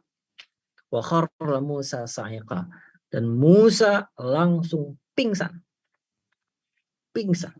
Ya, nggak sadarkan diri. Bayangkan, lelaki atau nabi sekuat Nabi Musa yang sekali toel orang mati itu pingsan, nggak sadarkan diri karena melihat bala tentaranya Allah baru diturunkan. Nah, maka Allah itu tidak bisa diindra, tidak bisa dilihat di dunia. Kalau nanti di akhirat bisa. Nanti di akhirat apa bisa ada hadisnya. Bukhari dan Muslim muttafaqun alaih, bahwa engkau, kata Nabi SAW kepada para sahabat, kalian semua akan bisa melihat Allah nanti di hari kiamat, dan itu adalah kenikmatan yang paling tinggi, paling indah. Teman-teman, ini akhwat di sini ya teman-teman ya, semuanya ya. Kenikmatan nanti di surga itu bukan paling tinggi ya. Itu bukan nanti kita bisa minum kita bisa minum madu, minum susu, minum khamr yang enggak memabukkan, kita bisa punya rumah besar-besar, kita bisa punya istana yang besar-besar megah. Bukan. Kenikmatan yang paling tinggi itu adalah nanti saat semua keinginan kita, kemauan kita, apapun yang what we desire in this life, ya, apa yang kita inginkan di dunia ini, itu semua sudah dikabulkan sama Allah. Nanti akan ada satu pertanyaan, wahai hamba-hamba para penghuni surga, apakah kalian semua sudah mendapatkan apa yang kalian inginkan? Nanti semua penduduk surga akan mengatakan, bala ya Rabbina, bala wa Rabbina, sudah wahai Tuhan kami, sudah ya Allah, kami sudah mendapatkan apa yang kami desire, apa yang kami inginkan. Ma tashtahihil anfus, dalam bahasa Al-Qur'an. Saat itu Allah kemudian mengatakan, maukah aku tunjukkan kepada kalian, aku berikan kepada kalian nikmat yang lebih besar daripada itu semua. Saat itu nanti para penduduk surga akan mengatakan, oh ya Allah, ya Tuhan, adakah nikmat yang lebih indah daripada yang sudah kamu berikan, sudah engkau berikan kepada kami? Adakah nikmat di atas ini? Saat itu Allah mengatakan, bala, ada. Nikmat yang paling tinggi adalah saat itu kemudian disingkaplah wajah Allah Jalla Jalaluhu, dan saat itu tidak ada yang menyangka bahwa ada nikmat yang lebih hebat, yang lebih indah daripada nikmat melihat wajah Allah Subhanahu wa ta'ala. Wujuhu yawma idzin nadhirah ila rabbiha nadhirah. Nanti di hari kiamat kenikmatan para penduduk surga, wah mereka itu bersinar terang, berseri-seri karena melihat Tuhan mereka dengan jelas. Qul huwallahu ahad, Allah, ya. Allah ini lafzul jalalah. Nama yang merujuk kepada Allah. Dan Allah ini bukan isim mustaq, teman-teman. Tidak. Memang ada perdebatan di antara ahli nahwu, ahli bahasa. Allah itu dia adalah nama untuk Allah atau dia nama manusia untuk menamai Allah, buatan manusia. Nah, pendapat yang lebih tepat adalah Allah itu adalah nama Allah yang memang Allah gunakan untuk menamakan dirinya sendiri. Dan setiap agama itu nama Tuhannya sama, Allah. Ya, nama semua agama Tuhannya sama, itu Allah. Kenapa pemilihan katanya Allah? Karena kalau alif, lam, ha, betul tidak? Alif, lam, ha, Allah. 4 huruf.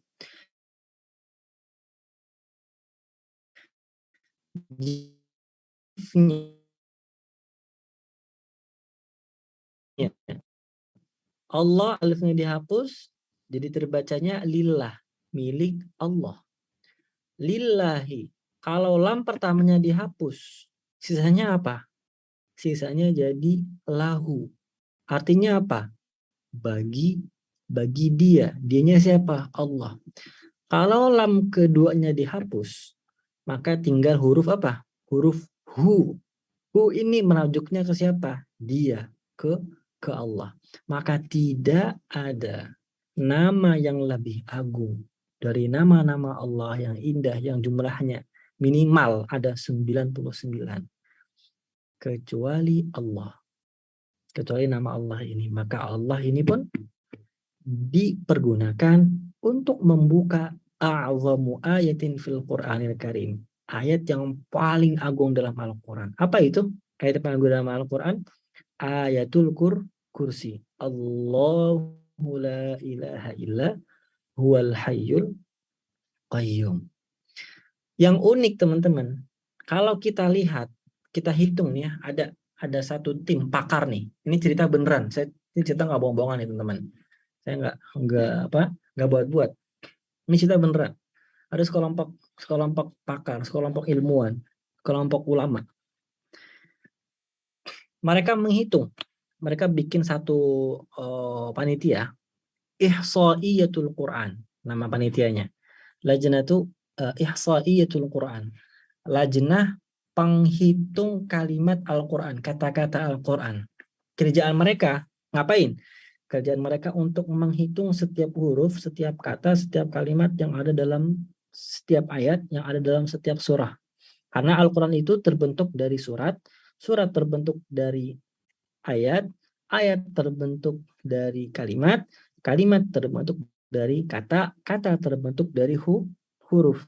Nah, orang-orang ini, sekelompok pakar ilmuwan ulama ini, mereka fokus untuk menghitung huruf setiap kata, setiap kalimat yang ada dalam Al-Quran. Fakta ya bahwa kata yang paling banyak disebutkan dalam Al-Quran adalah kata Allah. Allah, Allah. Apa? Allah, Allah, Allah. Allah, Allah. Dan ini memberikan satu kemukjizatan ilmu. Kalau Al-Quran ini itu dibuat sama manusia, banyak disebutkan di situ bukan nama Allah, Muhammad, tapi karena Al-Qurannya adalah kitabullah, maka nama yang paling banyak disebutkan adalah nama Allah. Saya temennya bil Quran malu banget. Saya buku. Mungkin di sini ada yang mau nulis buku. Para ustaz di sini ya, itu aib banget di buku, di teks buku. ya, di materi inti buku itu kalau ya paling banyak penulis normalnya itu di mana? Di pembukaan, di tentang penulisan, atau paling banyak 3 kali di pembukaan, mukaddimah, di depan judul, di cover, di bawah judul, sama di apa tentang penulis. Kalau ada penulis yang nulis namanya lengkap, misalnya nama saya Syekhul Bashir, saya nulis di buku saya di bab pertama, bab kedua, bab ketiga sampai bab penutupan itu ada Syekhul Bashir, Syekhul Bashir, itu penulis, itu saya itu penulis, mohon maaf, kurang akalnya. Ya, kenapa? Karena dia nggak tahu gimana cara menyampaikan pesan yang benar. Dan itulah kekurangan tulisan yang dibuat sama manusia.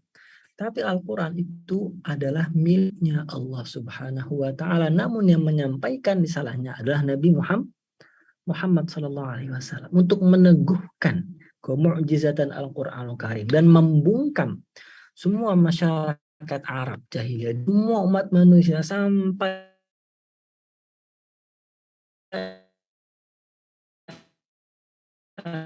akhir. Al-Quran.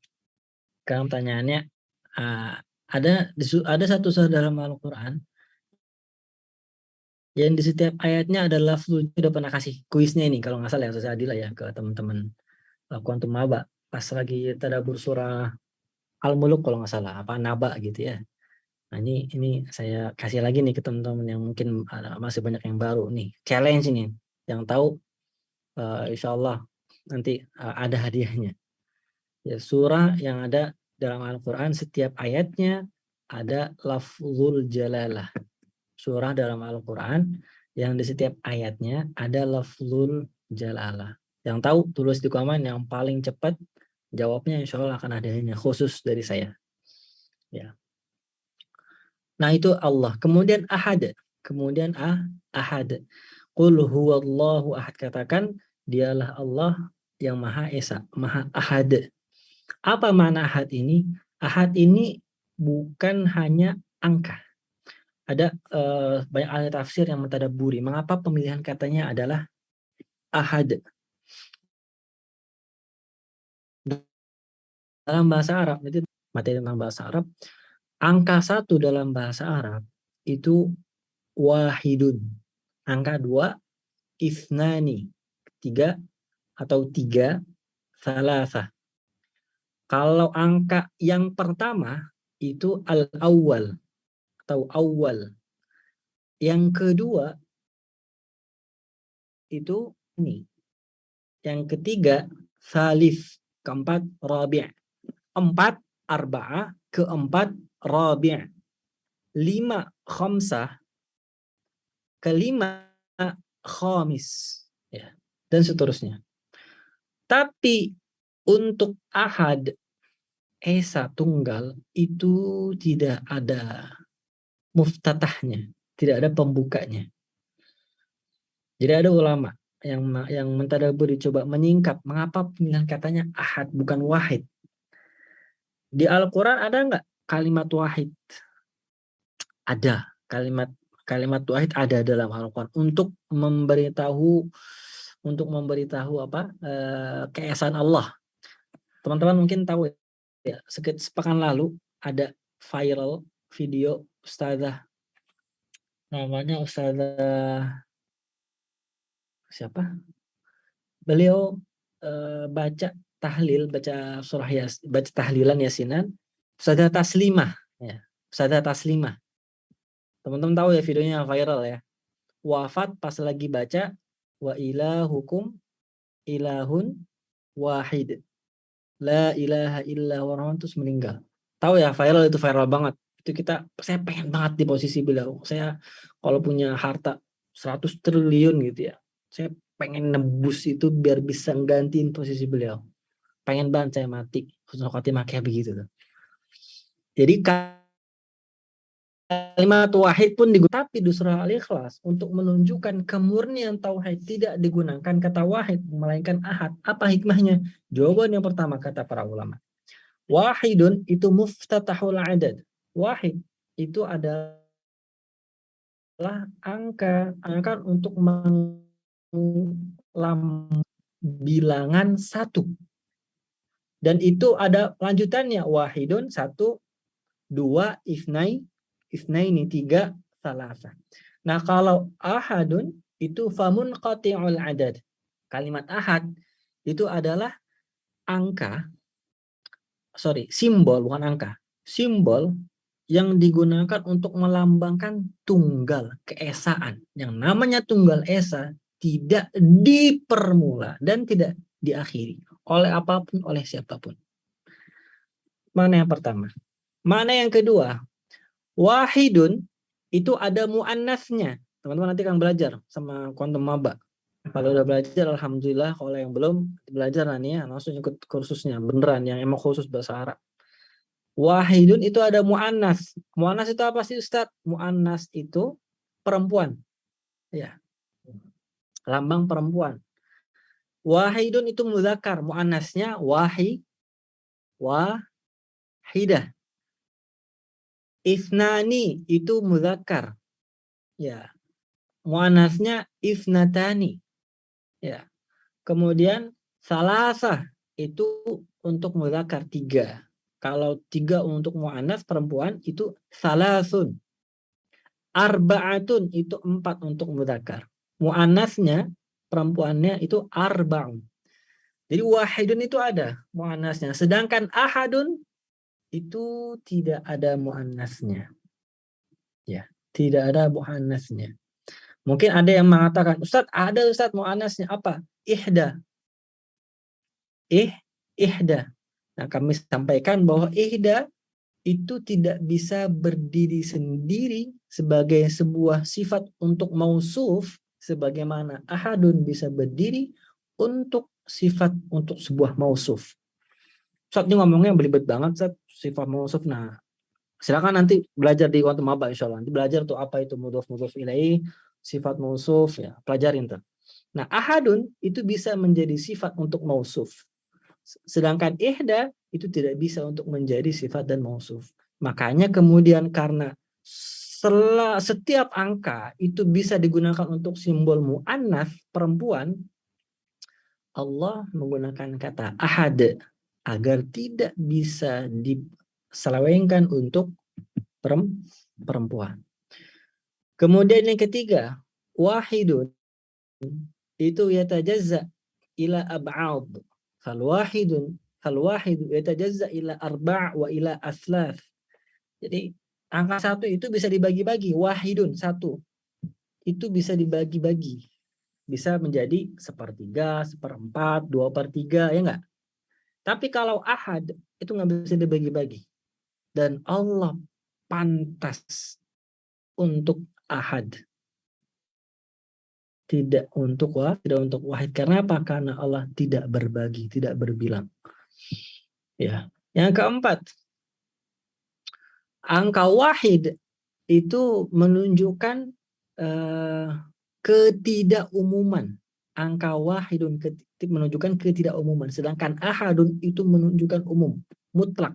Contoh, misalnya dalam bahasa Arab, itu kita katakan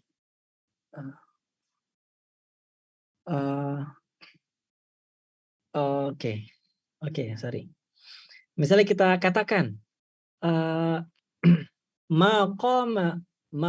maqama fil fasli illa wahidun. Tidak ada orang yang berdiri di dalam kelas kecuali 1 orang. Wahidun.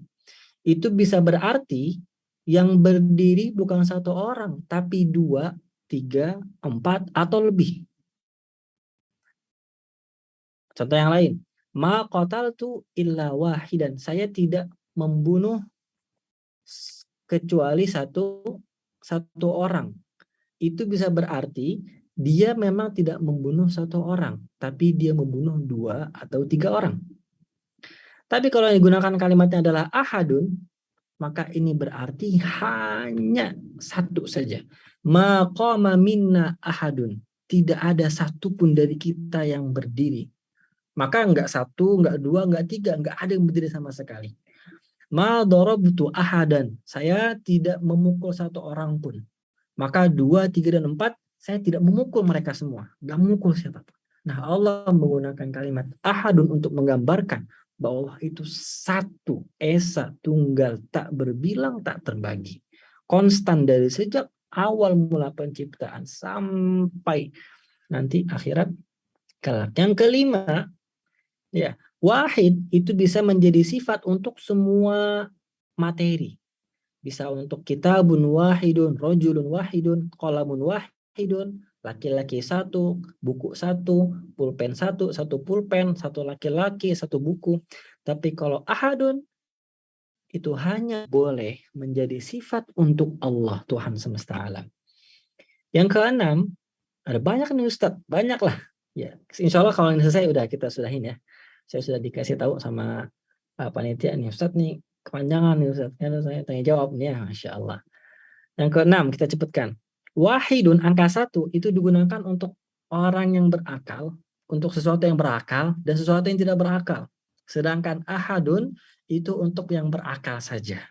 Yang ketujuh, wahidun itu bisa menjadi sifat untuk, atau bisa sigatnya bisa menjadi sebagai isim fa'il. Sedangkan ahadun itu sifat musyabbahah. Sifat musyabbahah itu lebih kuat dari isim fa'il. Ustaz, sifat musyabbah apaan? Ustaz, isim fa'il apaan? Catat dulu aja sekarang. Nanti dibahas sama ustazah di Kuntum Maba. Insya Allah. Yang terakhir, yang kedelapan. Nah ini yang paling menakjubkan dilihat dari sisi tajwidnya. Ilmu tajwid makharijul hurufnya. Teman-teman insya Allah akan belajar juga dengan Kuntum Maba ya tentang tajwid. Ya. Wahidun, kalimat wahid itu dimulai dengan huruf waw, betul tidak? Wa, alif, ha, dal. Waw dalam teori ilmu tajwid itu adalah huruf lin. Apa itu huruf lin? Huruf lin adalah huruf lembut. Sedangkan ahadun itu dimulai dengan huruf hamzah. Huruf hamzah, ahadun. Huruf hamzah dalam teori ilmu tajwid adalah huruf hamz, huruf jahr, huruf syiddah. Dia huruf yang kuat. Ya. Syadidu halaf wajin qatim bakat. Maka untuk menggambarkan keesaan Allah tidak pantas menggunakan huruf yang lembut. Untuk menegaskan keesaan Allah digunakan huruf yang tegas. Wahidun itu 3 konsonan. Wahidun. Sedangkan ahad 1 konsonan. Ahad. Bahkan untuk pengucapannya pun kita tidak berbilang dalam konsonannya. Hadza minni wallahu alam. Semoga apa yang kami sampaikan di kesempatan yang sempit ini bisa mengingatkan saya sendiri dan juga mengingatkan teman-teman lagi untuk lebih dalam lagi, lebih tajam lagi mengilmui tauhid kita, mengilmui akidah kita. Masih banyak kandungan hikmah, kandungan tadabbur yang bisa kita gali dalam surah Ikhlas ini. Semoga nanti di kesempatan yang lain ada ustadzah yang bisa menggali lebih banyak lagi dalam kelas-kelas yang lebih intensif. Semoga Allah SWT mengampuni apa yang saya bicarakan. In uridu ila salam wa taufiq illa billah alaihi tawakkaltu wa unib. Saya kembalikan ke Ustazah Adilah. Jazakallahu khairan katsiran. Wassalamualaikum warahmatullahi wabarakatuh. Waalaikumsalam warahmatullahi wabarakatuh. Masya Allah, tabarakallah. Luar biasa sekali materi yang disampaikan oleh guru kita. Saya yakin dan percaya ya teman-teman ini belum tuntas ya.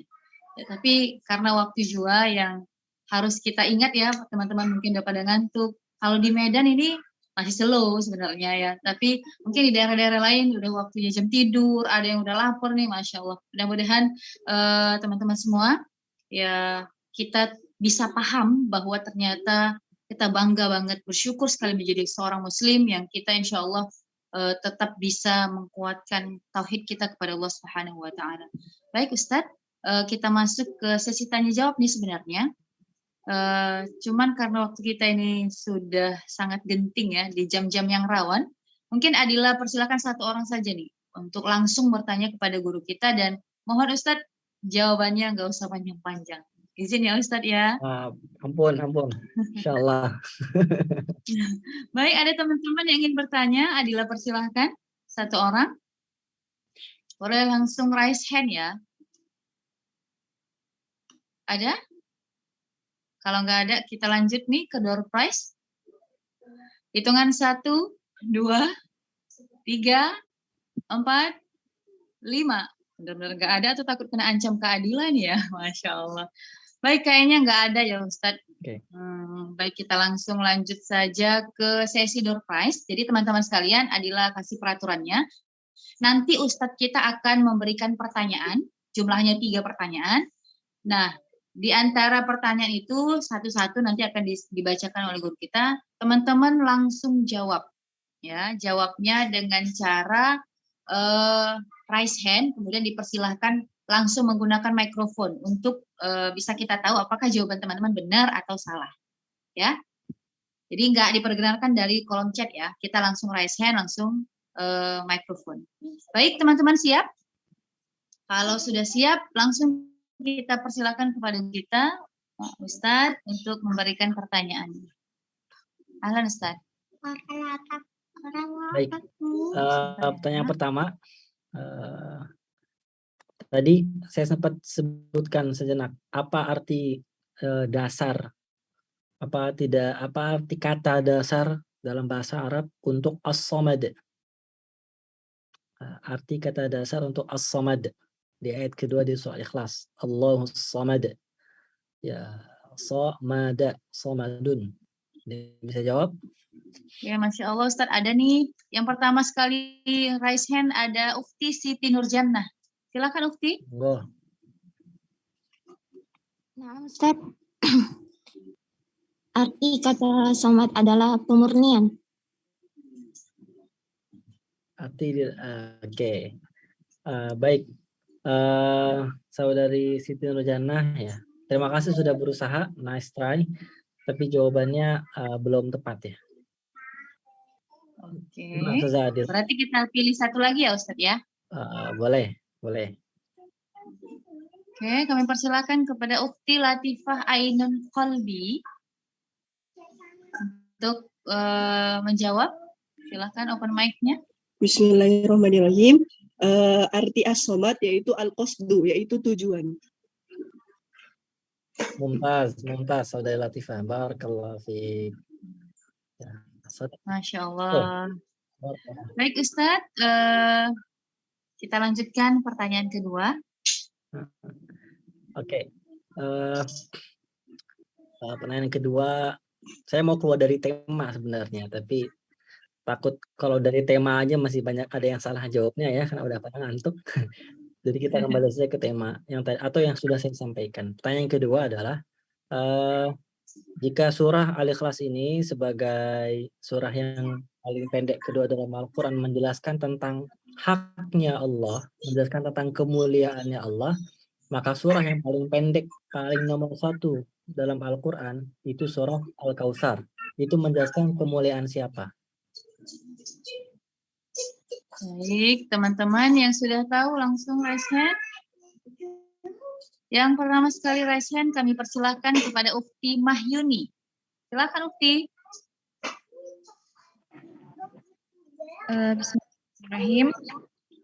Bahwa surah yang terpendek pertama yaitu surah Al-Quran bercerita tentang kemuliaan Nabi Muhammad SAW.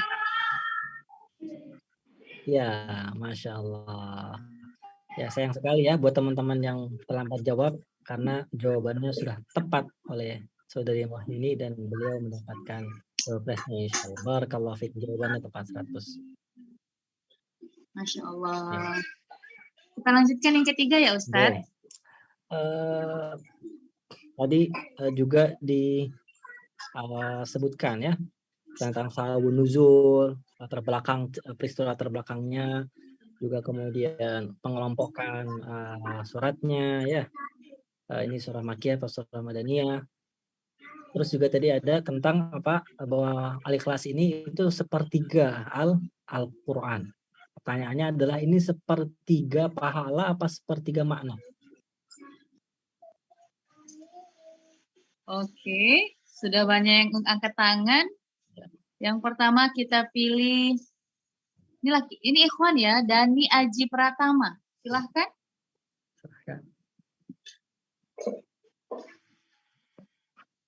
Bismillahirrahmanirrahim. Ustadz, sepertiga makna Ustadz.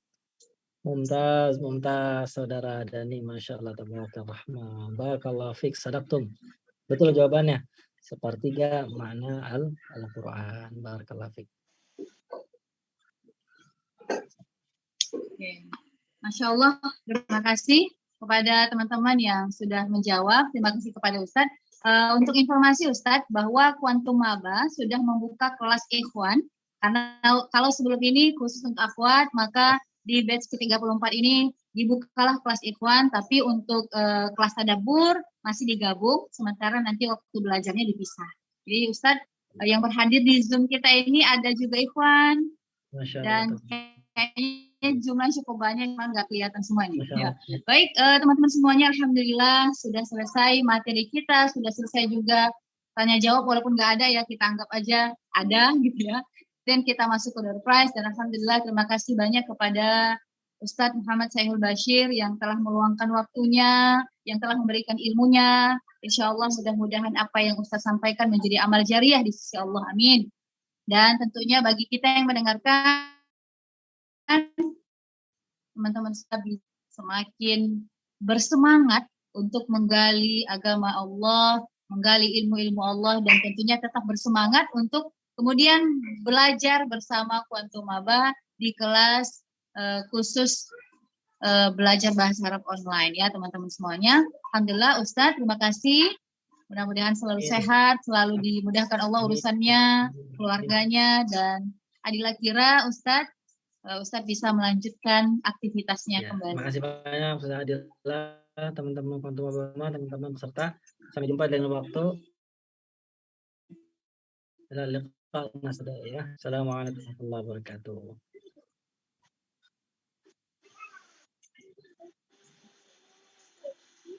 Baik, teman-teman semua, alhamdulillah sudah selesai pemateri kita. Yang pertama ada Ustazah Nabila Hayati Nabi.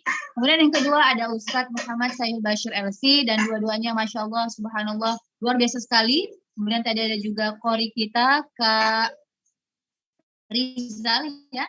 Mudah-mudahan acara kita ini penuh barokah, penuh manfaat, dan mudah-mudahan teman-teman tetap bersemangat untuk melanjutkan belajar. Atau Instagram Quantum Maba, karena kita akan ada insya Allah tadabbur surah yang lain, dan insya Allah teman-teman kita berjumpa lagi bersama Adila dan teman-teman dari Maba lainnya. Terima kasih atas segala perhatian. Kita tutup dengan lafaz hamdalah dan doa kafaratul majelis. Alhamdulillah Rabbil Alamin.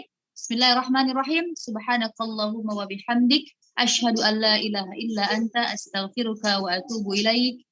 Teman-teman semua, Adila mohon undur diri. Hadanallahu wa iyyakum ajma'in ihdinas siratal mustaqim. Wassalamualaikum warahmatullahi wabarakatuh. Selamat istirahat semuanya. Sampai ketemu lagi.